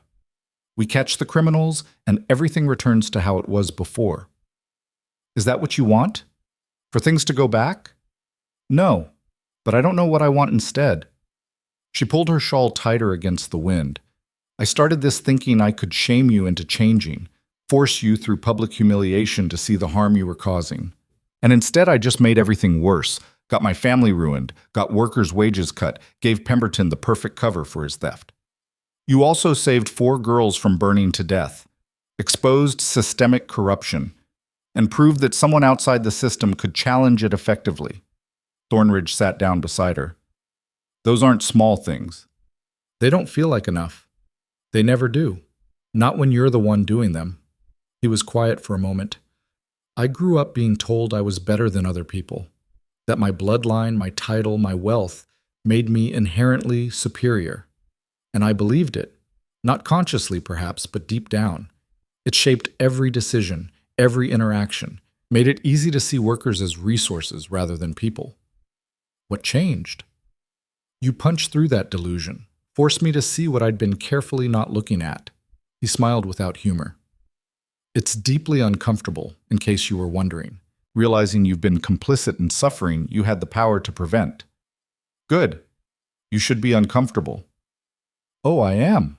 Profoundly. He looked at her. But discomfort can be productive. It can motivate change, if channeled properly.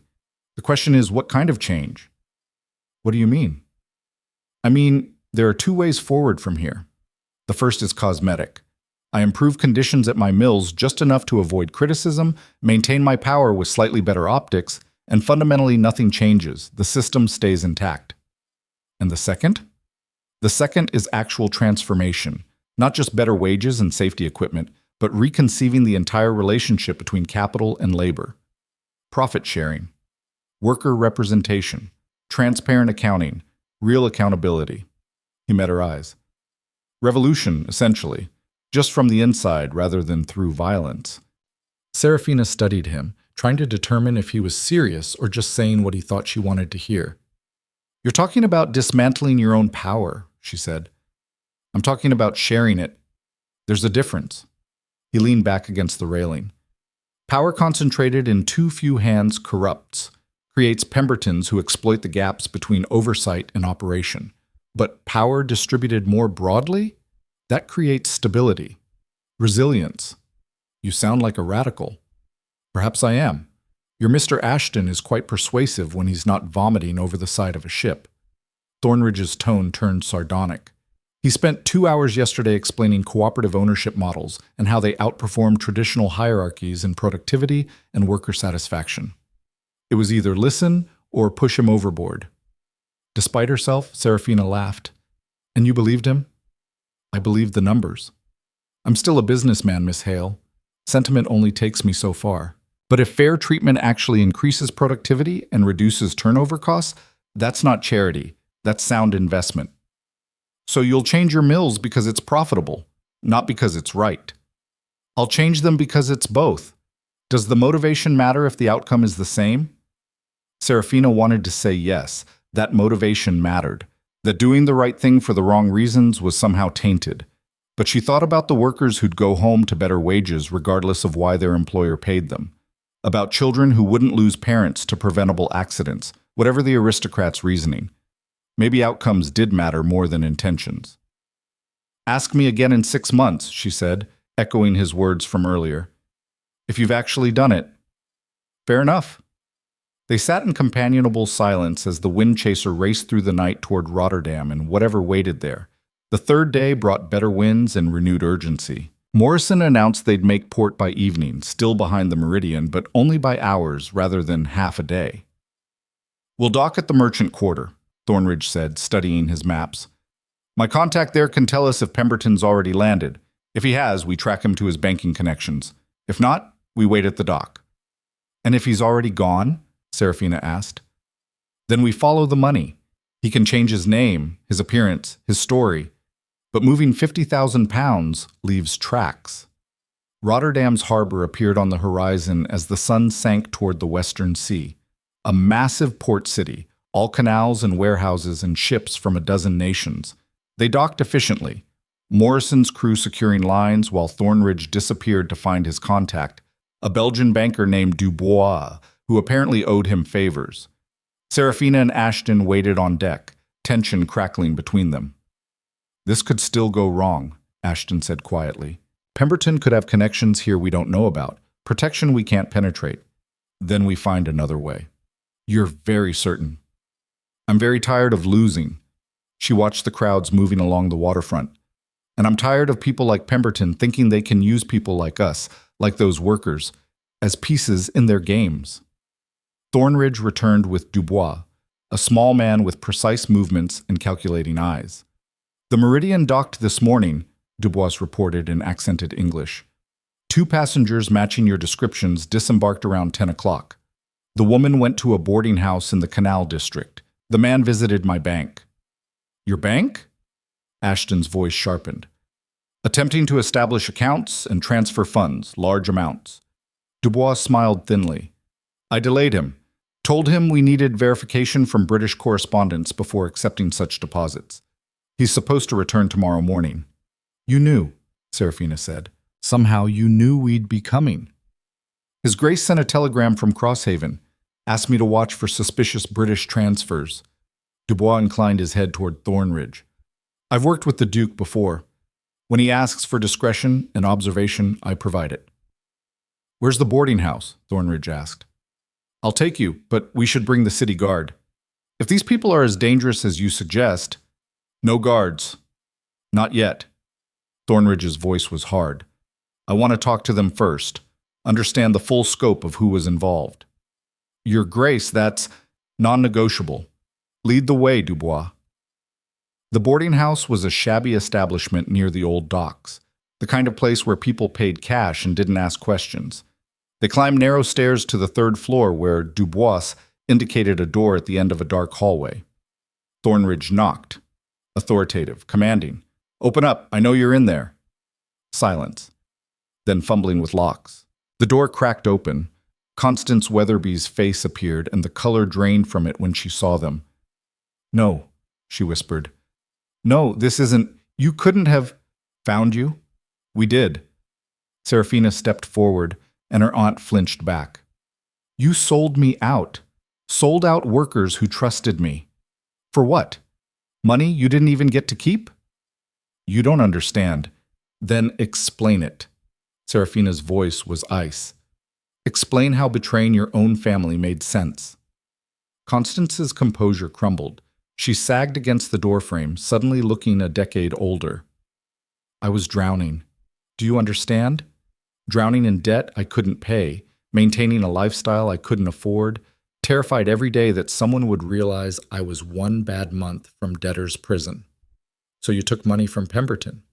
He offered solutions. Said all I had to do was report what you were doing, where you were going. It seemed harmless. You were already exiled, already ruined. What did it matter if I told him about your meetings with workers?" "It mattered because people got hurt." Seraphina's control slipped. "The wage cuts, the fire, the workers who'll lose everything, that's on you too." "I didn't know he'd go that far. I swear I didn't know." Tears streaked Constance's face. "He said it was just information, just keeping track of you to make sure you didn't cause more trouble for the Duke." "Where's Pemberton?" Thornridge's voice cut through the emotion like a blade. "I don't know. He gave me money for passage and told me to disappear, said he'd contact me when it was safe." Constance's hands shook. "I haven't seen him since we docked." "You're lying." "I'm not. He used me, just like he used you, just like he used everyone." Her voice rose to a near shriek. "I was a fool and desperate, and I thought I could fix everything if I just had enough money. But he never planned to share it. He just needed me to get you here, away from England, where he had fewer complications." Seraphina's blood went cold. "What do you mean, get us here?" Constance's eyes widened with realization and horror. "Oh no. He said once you came after him, once you were out of England chasing him across the continent, that's when he'd make his real move." "What real move?" Ashton demanded. "I don't know. He didn't tell me everything, just that you chasing him was part of the plan." Thornridge swore viciously. He grabbed Constance by the shoulders. "What was he really after? It wasn't just the 50,000. What's the actual target?" "The mills. Your mill's back in England. The words tumbled out of her in a terrified rush. He has people there, managers, foremen, people you trust. They're supposed to… I don't know exactly, but something about taking control while you're away. Something about legal transfers and ownership documents and… Thornridge released her, stumbling back. It's a coup. The embezzlement was just the funding. He's trying to steal the entire operation. How? Seraphina asked. You're the owner. He can't just… He can if he has forged documents, falsified transfers, my signature on papers I never signed, witnessed by people on his payroll. Thornridge's mind was clearly racing. The magistrates, the constables, the clerks. If enough of them are compromised, he could establish legal ownership before I even get back to challenge it. That's impossible, Ashton said. No judge would accept such obvious fraud. They would if I'm discredited. If I'm in Rotterdam chasing a crime I invented to cover my own financial mismanagement. Thornridge's face went grim. He's been setting this up for months. The falsified inspection reports, the embezzlement, even the fire, all of it designed to make me look incompetent or corrupt. And now I'm out of the country, conveniently absent while his accomplices move pieces into place. We have to get back, Seraphina said. Now. The wind chaser can't make the return trip faster than we made the outbound. It'll take 3 days minimum, and that's if we get perfect weather. Thornridge clenched his fists. 3 days might be enough for him to consolidate control. Dubois cleared his throat. There is one option. A steam packet leaves for Dover in 2 hours, fast crossing, less than a day if the seas cooperate. Book passage for 3, Thornridge said immediately. Whatever it costs. And her? Dubois gestured to Constance, who'd collapsed into a chair. Thornridge looked at Seraphina. Your call. She's your family. Seraphina studied her aunt, this woman who'd raised her mother, who'd taken her in out of obligation, who'd betrayed her out of desperation. She should feel hatred, should want revenge. Instead, she just felt tired. Let her go, she said finally. She's not worth prosecuting. Just make sure she doesn't have any money left. Send her home to England with nothing but a ticket and her shame. Constance looked up, tears streaming. Seraphina. Don't. Just don't. Seraphina turned away. You made your choices. Now live with them. They left Constance in that shabby room and ran for the docks. The steam packet was a commercial vessel, built for speed rather than comfort. They secured berths, barely, and at outrageous prices, and settled in for the crossing. We need a plan, Ashton said as the ship powered out of Rotterdam's harbor. We can't just arrive in Dover and hope to stop a coordinated takeover. We need evidence, Seraphina said. Proof of what Pemberton's doing that can't be dismissed or ignored. And allies, Thornridge added. People we know aren't compromised. People who can move fast when we land. They spent the crossing assembling a strategy. Thornridge sent telegrams from the ship's limited facilities to contacts in London, bankers, lawyers, a few members of parliament he thought weren't in Pemberton's pocket. Seraphina drafted statements from the workers she'd talked to, documenting the conditions and falsified reports. Eyewitness accounts that could corroborate their accusations. Ashton worked the financial angles, tracing the discrepancies in Thornridge's accounts to show patterns of embezzlement. By the time Dover's white cliffs appeared on the horizon, they had the framework of a case. Whether it would be enough was another question entirely. They docked at dawn to find one of Thornridge's attorneys waiting with a carriage and grim news. Pemberton filed ownership claims on 3 of your mills yesterday, Your Grace. He has documents, apparently legitimate, showing you sold them to him 6 months ago. The magistrate's office has accepted the filings pending verification. He's moving faster than we thought, Ashton said, because he knows we're coming. Thornridge's jaw set. He probably had someone watching the Rotterdam docks knows exactly how much time he has before we arrive to contest the claims. So we contest them now, Seraphina said. Today. We go to every magistrate, every official, every newspaper, and we tell them what's really happening. It's our word against his documents, the attorney said carefully. And Your Grace, forgive me, but your recent behavior, chasing across the continent after a business manager, making accusations of conspiracy, it doesn't look particularly stable from the outside. That's exactly what he's counting on, Seraphina realized. He's painted the Duke as erratic, possibly mentally unsound. Claims of theft and conspiracy just look like paranoid delusions. Unless we have proof, Ashton said, hard evidence that can't be explained away. They looked at each other, the same thought occurring to all three simultaneously. The workers, Seraphina said, if they testify, dozens of them, hundreds maybe, about the conditions, the falsified reports, Pemberton's threats, that's not proof of ownership fraud, the attorney objected. No, but it establishes a pattern of criminal behavior, shows Pemberton's character and methods. Thornridge was already moving toward the carriage. We need to get to Millbrook, to the mills. That's where the real evidence is, the original documents before Pemberton altered them. Your Grace, Pemberton will have destroyed those, maybe. But he can't destroy everything. There are always copies, records, witnesses. Thornridge's voice carried absolute conviction. We find them, we expose him, and we take back what he tried to steal. The carriage ride to Millbrook was brutal. Hours of hard roads and constant urgency. They arrived as sunset painted the sky orange and found the town in chaos. The Riverside Mill, or what remained of it after the fire, was surrounded by constables. Workers milled about, confused and angry. Thomas Greaves saw them arrive and pushed through the crowd. Your Grace, thank God, Pemberton's been here. He's claiming ownership, trying to seize assets, brought his own enforcers. Where is he now? Thornridge demanded.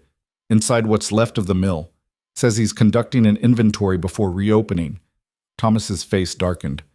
But we know what he's really doing, destroying evidence, getting rid of anything that proves he's lying. Seraphina grabbed Thomas's arm. Are the workers with us? If we confront him, will they back our version of events? Every last one of us. He threatened to have Sarah Winters arrested when she called him a thief. That was a mistake. Turned the whole workforce against him. Good. Seraphina looked at Thornridge. Then let's finish this. They pushed through the crowd to the mill's entrance, where two of Pemberton's enforcers blocked the way. Building's closed, one of them growled. Owner's orders. I'm the owner, Thornridge said coldly. Get out of my way. Not according to the legal documents filed with... Thornridge punched him, clean, efficient, dropping the enforcer like a stone. The second enforcer reached for his club, but Ashton grabbed his arm and twisted until the weapon clattered to the ground. Anyone else want to prevent the Duke from entering his own property? Ashton asked pleasantly. The small crowd of Pemberton's men backed off. Inside, they found Pemberton in what had been the administrative office, surrounded by documents and looking far too calm for a man about to be caught. Your Grace, he said smoothly, I didn't expect you back so soon. How was Rotterdam? Drop the act, Pemberton. We know everything. Do you? How fascinating. He gestured to the papers around him. Because according to these legal documents, properly signed, witnessed, and filed, I own this mill and two others.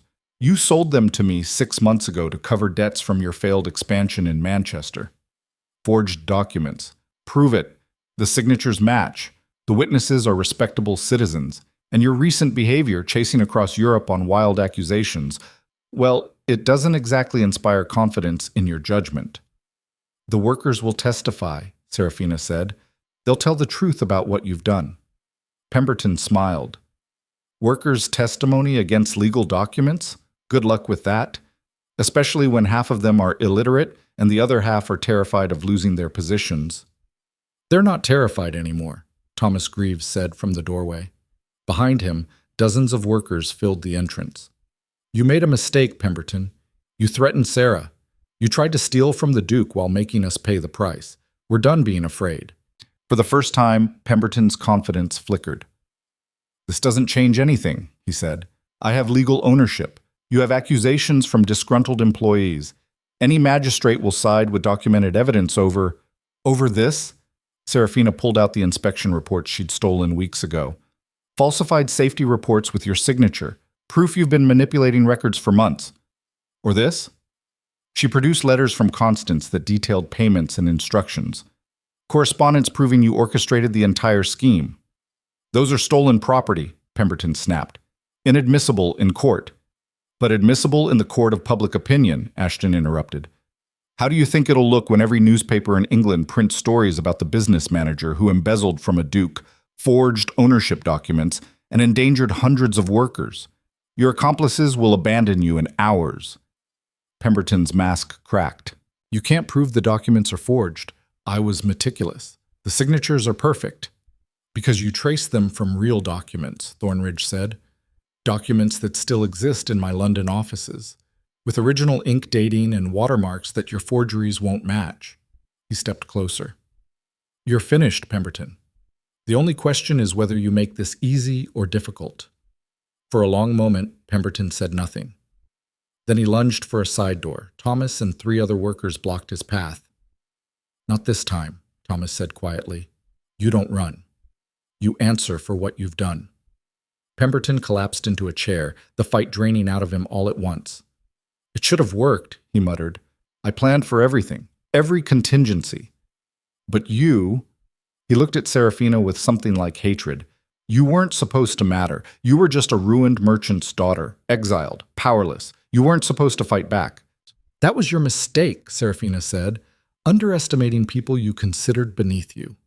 The constables arrived to take Pemberton into custody. Thornridge's attorney began the process of unwinding the fraudulent ownership claims, and the workers of Riverside Mill watched as the man who'd exploited and threatened them was finally held accountable. It wasn't complete victory. There would be trials, legal battles, years of untangling Pemberton's manipulations, but it was a beginning. That night, Seraphina stood outside the burned shell of the Riverside Mill and felt something she hadn't experienced in months: hope. Thornridge found her there. The attorney says we should have most of the ownership claims overturned within a week. Pemberton's accomplices are already scrambling to save themselves. And the workers? I'm establishing a relief fund.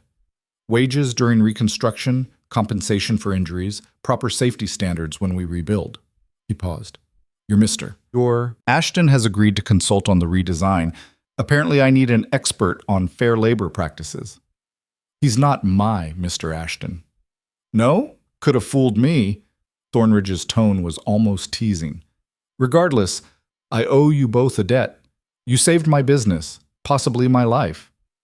We saved ourselves. You just happened to benefit. Ever the optimist, he looked at the ruined mill. I meant what I said about changing how things work. It won't be easy, and I'll probably make mistakes, but I'm committed to trying. I'll believe it when I see it. Fair. He smiled slightly. Keep watching, Miss Hale. I have a feeling you'll make sure I follow through whether I want to or not. Seraphina smiled back despite herself. Maybe the fight wasn't over. Maybe there were still battles ahead, systems to change, people to convince. But tonight, they'd won something that mattered. They'd proven that power could be challenged. That truth, backed by courage and collective action, could overcome even the most entrenched corruption. And sometimes enemies could become allies if they were all fighting for something bigger than themselves. The courtroom smelled like old wood and older corruption.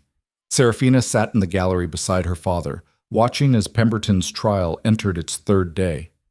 Edmund Hale looked thinner than he had 6 months ago, but his shoulders were straighter.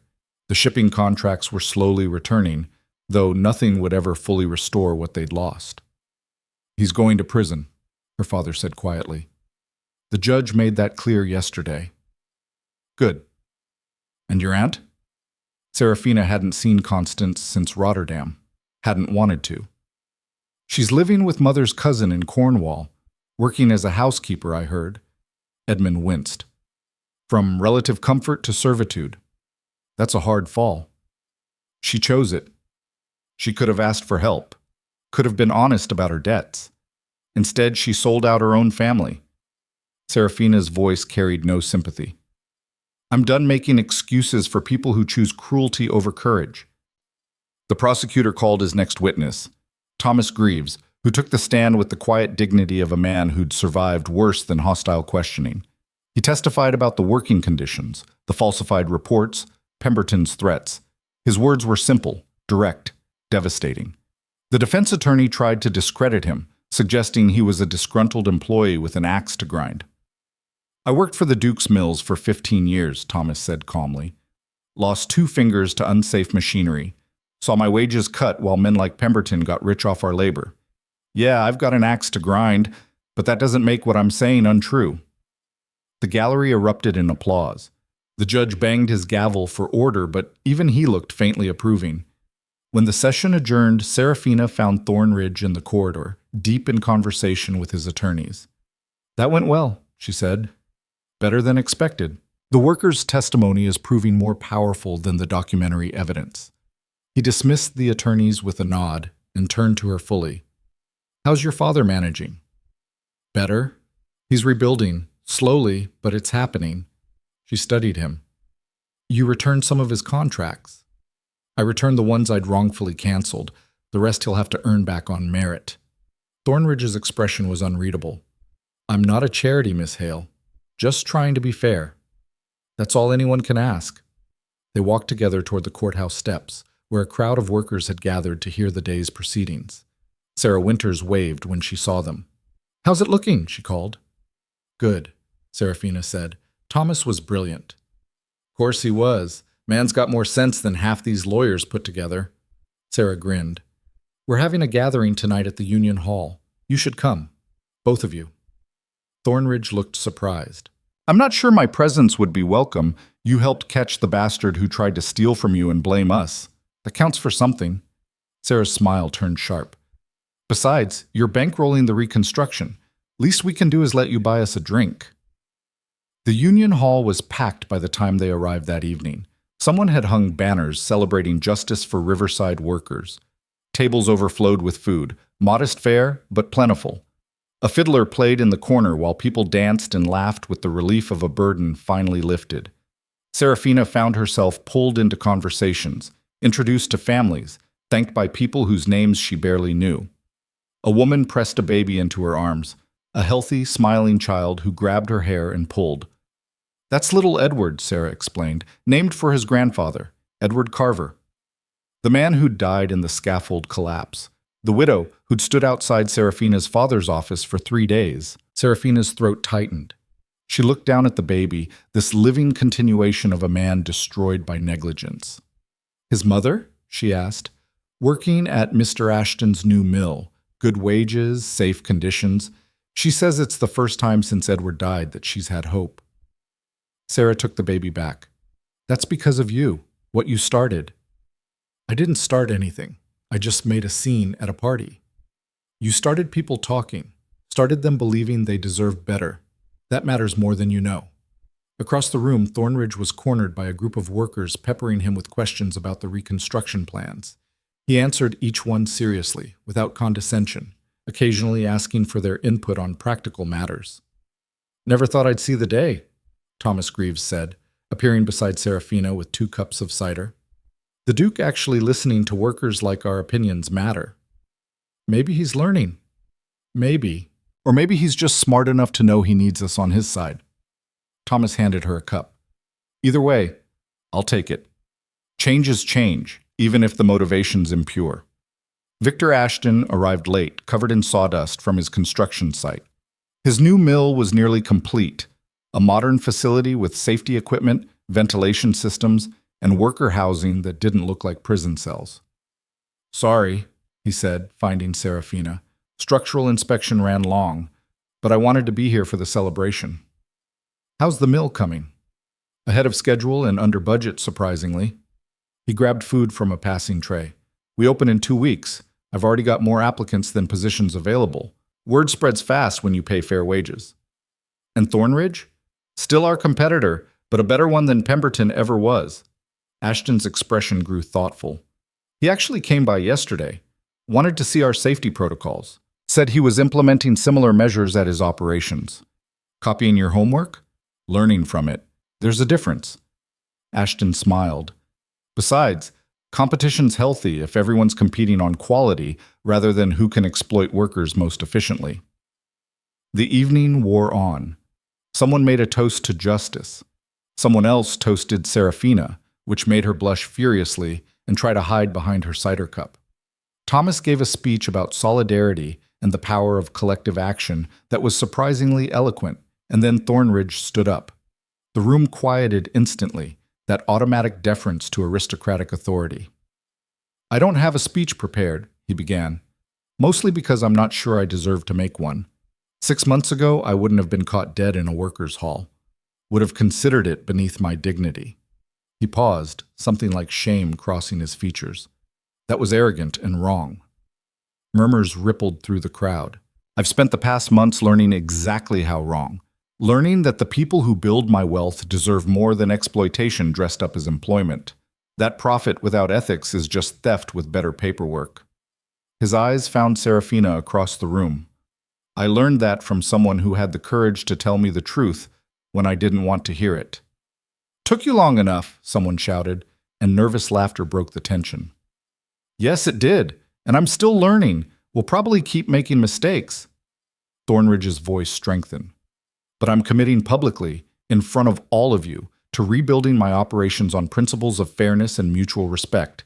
Fair wages, safe conditions, worker representation in decision-making, not as charity, but as the baseline standard for how business should operate. And if it hurts your profits, Thomas called out, then I'll have less obscene wealth and you'll have more dignity. Seems like a fair trade. The hall erupted in applause. Thornridge sat down looking vaguely uncomfortable with the attention, which somehow made Seraphina like him more. Later, as the crowd began to thin, she found him outside getting air. That was quite a speech, she said. I meant every word. Whether I can actually deliver on it, he shrugged. Time will tell. You will. You're too stubborn to fail now that you've committed publicly. She leaned against the railing beside him. What changed, really, between the man who had me exiled and the one making promises to workers? He was quiet for a long moment. You remember the fire? When I pulled that worker out of the debris? Yes. I'd never done anything like that before. Never put myself at physical risk for someone else. And afterward, when he was safe and I was standing there covered in ash, I realized I didn't even know his name. Had employed him for years, and I couldn't have picked him out of a lineup. Thornridge's voice roughened. That's when it hit me. I'd built an entire empire on the labor of people I saw as interchangeable parts. And the truly horrifying thing was how normal that seemed, how easily I justified it. What did you feel? Ashamed, genuinely, deeply ashamed. He looked at her. You were right. At the gala, in Millbrook, every time you challenged me, you were right, and I was too arrogant to admit it until I couldn't ignore it anymore. So you're changing out of shame? I'm changing because shame showed me I needed to. But I'm continuing because, he struggled for words, because I've seen what the alternative looks like. Ashton's Mill, the workers organizing, people demanding to be treated as humans rather than resources. That's the future, whether I participate or not. I'd rather be part of building it than crushed by it. Very pragmatic. I'm still a businessman, Miss Hale, just trying to be a less exploitative one. He smiled slightly. Think I'll succeed? Ask me in 6 months. You keep saying that. Because I keep meaning it. Words are easy. Action takes time. She pushed off the railing. But for what it's worth, I think you might actually do it. High praise from my harshest critic. Don't let it go to your head. The trial concluded the following week with Pemberton sentenced to 12 years in prison for fraud, embezzlement, and criminal endangerment. 3 of his accomplices received lesser sentences. The magistrate who'd accepted his forged documents was removed from office, though he avoided prosecution through political connections that made Seraphina's blood boil.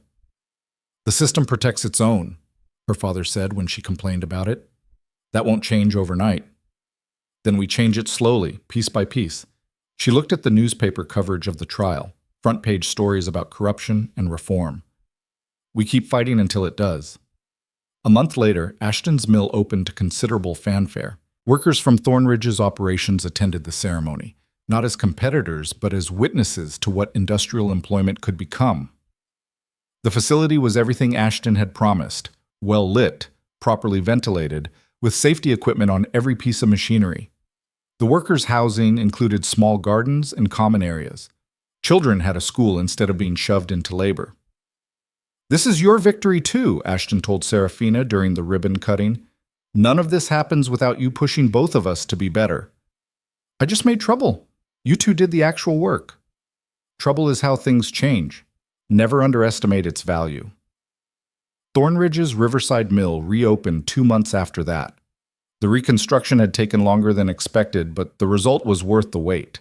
Modern equipment, proper safety protocols, and wages that made other industrialists grumble about unsustainable labor costs. The workers returned cautiously at first, skeptical of whether the promised changes would actually materialize. But Thornridge had hired an independent safety inspector, someone with no financial ties to his operations, who provided monthly public reports. He'd established a workers' council with actual authority over conditions and procedures. And he'd done something revolutionary, shared 10% of annual profits with the workforce. "It's still exploitation," Sarah Winters told Seraphina at the reopening ceremony. "Just less brutal than before." "Is that progress?" "Yeah, it is," Sarah smiled. "And it's a foundation to build on. You showed us we could demand better. Now we know we can get it." The social fallout from the trial and Seraphina's role in it was complex and ongoing. Some aristocratic families treated her like a dangerous radical who'd betrayed her class. Others quietly sought her advice on labor reforms, afraid of becoming the next scandal. Invitations arrived from reform societies, workers' organizations, progressive political groups. Seraphina accepted some, declined others, trying to navigate the strange new landscape where her notoriety became influence. "You could run for office," Ashton suggested one afternoon while reviewing mill finances. "Local council, maybe parliament eventually. You've got name recognition now." "I've got infamy. There's a difference." "Is there?" Half the reformers in parliament started as infamous troublemakers. He grinned. "Think about it. You could actually change laws instead of just embarrassing people into compliance." It was tempting, but Seraphina wasn't sure she wanted to trade one kind of performance for another, the ballroom for the parliamentary chamber. "I'll think about it," she said, "after I finish what I started here." "Which is?" "Making sure Thornridge and others like him actually follow through. That this isn't just temporary reform that disappears when public attention fades. You don't trust him." "I trust him to be who he is, someone who changes when it's beneficial. My job is making sure fairness stays beneficial." She closed the ledger she'd been reviewing. "Besides, someone needs to keep watching, making noise when things slip backward." "Your gift for trouble strikes again." "It's served me well so far." 3 months later, Seraphina stood in a London office building that had once intimidated her with its marble floors and imposing portraits. Now it just looked like expensive decoration on the same old power structures. She was meeting with a consortium of industrialists who'd requested her consultation on labor reforms, which meant they wanted to know how to avoid becoming the next scandal without actually changing much. "Miss Hale," the chairman began, a portly man with impressive whiskers and nervous eyes. "We appreciate you taking the time." "Cut to it," she interrupted. "You want to implement just enough reform to avoid worker uprisings without damaging profit margins. Am I close?" Uncomfortable shifting around the table. "That's rather blunt." "I don't have time for polite evasions. You asked for my consultation. Here it is. Treat your workers like human beings. Pay them enough to live on. Make your facilities safe. Give them a voice in operations. It's not complicated. Those measures are expensive. Less expensive than strikes. Less expensive than fires caused by poorly maintained equipment. Less expensive than losing skilled workers to competitors who offer better conditions." She pulled out financial projections Ashton had helped her prepare. These numbers show that fair labor practices actually increase long-term profitability through higher productivity, lower turnover, and better quality output. The industrialists examined the numbers with varying degrees of skepticism and interest. "And if we don't implement these changes?" one asked. "Then you'll keep bleeding money to accidents, sabotage, and worker dissatisfaction. Eventually, you'll face the kind of public exposure that destroys reputations and tanks business." Seraphina met his eyes steadily. "Or you could do the right thing because it's right. Revolutionary concept, I know." The meeting ended with handshakes and promises to take her recommendations under advisement, which meant they'd probably implement the bare minimum. But it was something, movement, however reluctant. Seraphina left the building and found Thornridge waiting outside in his carriage. "How'd it go?" he asked as she climbed in. "About as expected. Lots of concern about costs, Not much actual commitment to change. Give them time. 6 months ago, they wouldn't have taken a meeting at all. You're very optimistic lately. I'm learning from you. Relentless pressure combined with stubborn hope. It's an effective combination. He rapped on the carriage roof, and they started moving. Speaking of which, I have something to show you. They drove to a building site on the outskirts of London. Construction was underway on what looked like a massive complex, multiple buildings, open spaces, careful planning. What is this? Seraphina asked. Workers' housing, not tenements, actual houses. Small gardens, shared facilities, proximity to the new mill I'm building. Thornridge helped her down from the carriage. Also includes a school, medical clinic, and community center. She stared at the plans posted at the construction office. It was ambitious, expensive, and exactly the kind of long-term investment that prioritized people over immediate profit. This will cost a fortune, she said. Yes, and it'll pay off over decades rather than quarters. But workers who have stable housing, healthy families, and access to education, they're more productive, more loyal, and more invested in quality work. He smiled at her expression. What? Still think I'm only motivated by profit?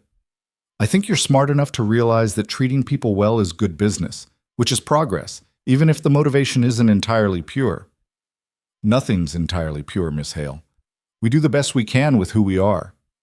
They walked the site together, Thornridge explaining details while Seraphina mentally calculated costs and benefits.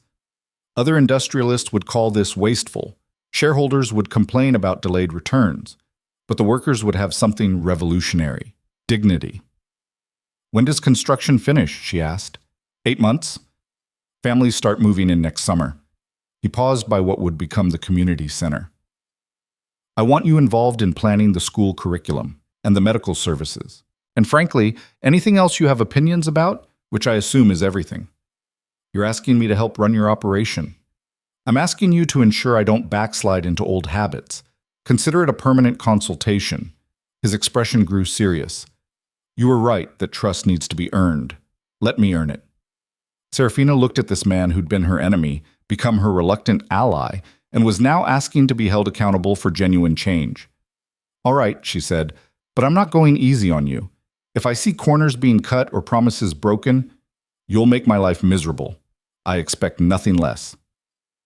That evening, Seraphina returned home to find her mother hosting tea for several ladies from their old social circle. The same women who'd shunned them after the gala, now pretending the exile had never happened.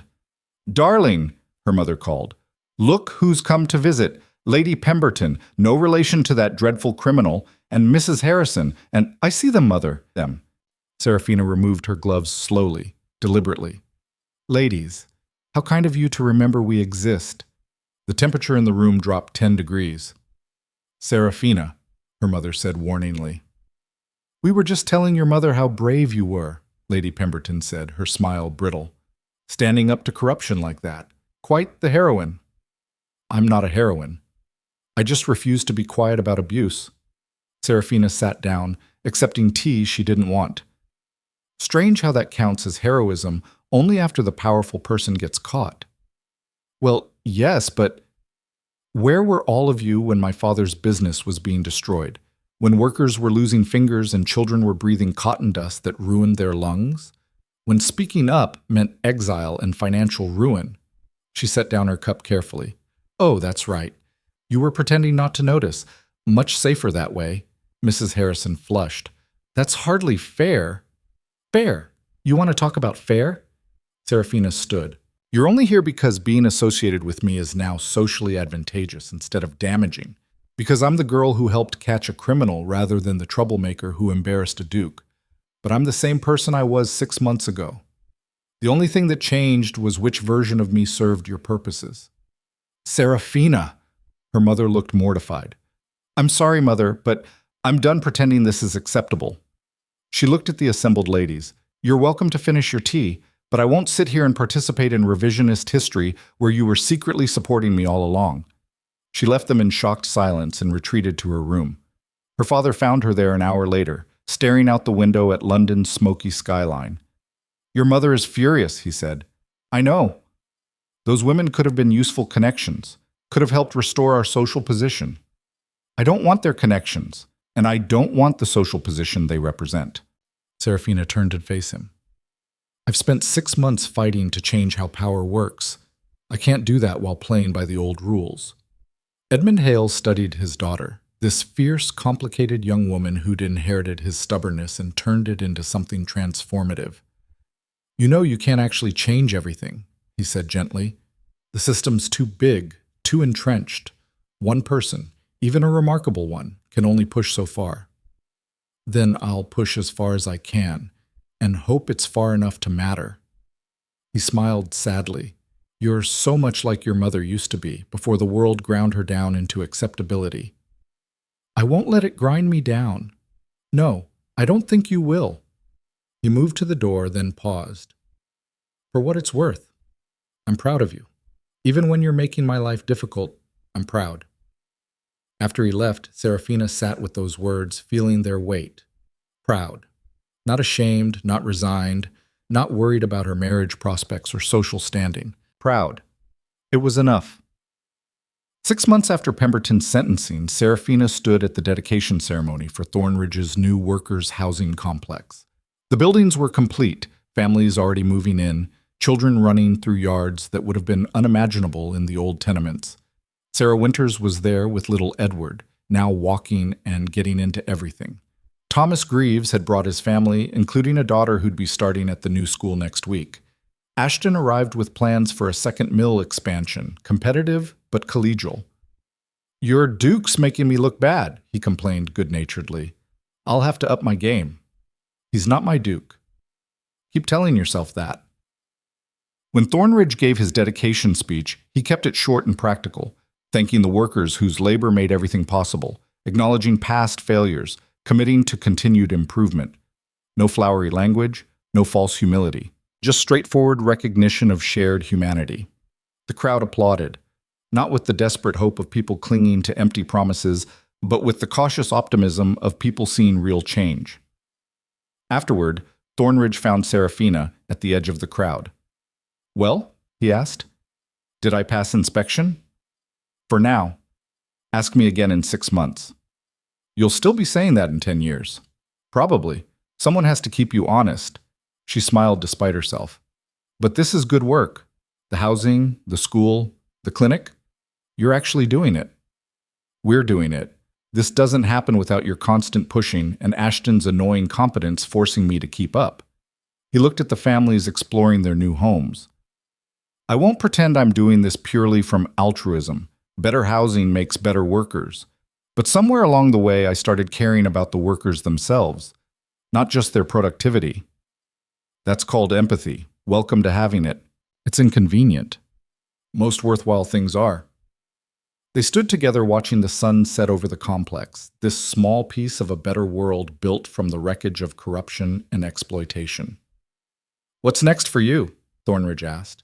More consulting? Political office? Revolutionary pamphlets? I don't know yet. There's still so much to do. Other mills to reform, other workers to organize, other powerful people who need troublemakers pointing out their failures. She glanced at him. Why? Worried I'll start targeting you again? Terrified, but also hoping you will. I work better with someone holding me accountable. Then I guess we'll keep doing this. Whatever this is. Partnership. Alliance. Productive antagonism. He smiled. Pick whichever makes you most comfortable. How about all three? That sounds appropriately complicated. As the dedication ceremony wound down and families settled into their new homes, Seraphina felt something she'd been too afraid to acknowledge before. Satisfaction.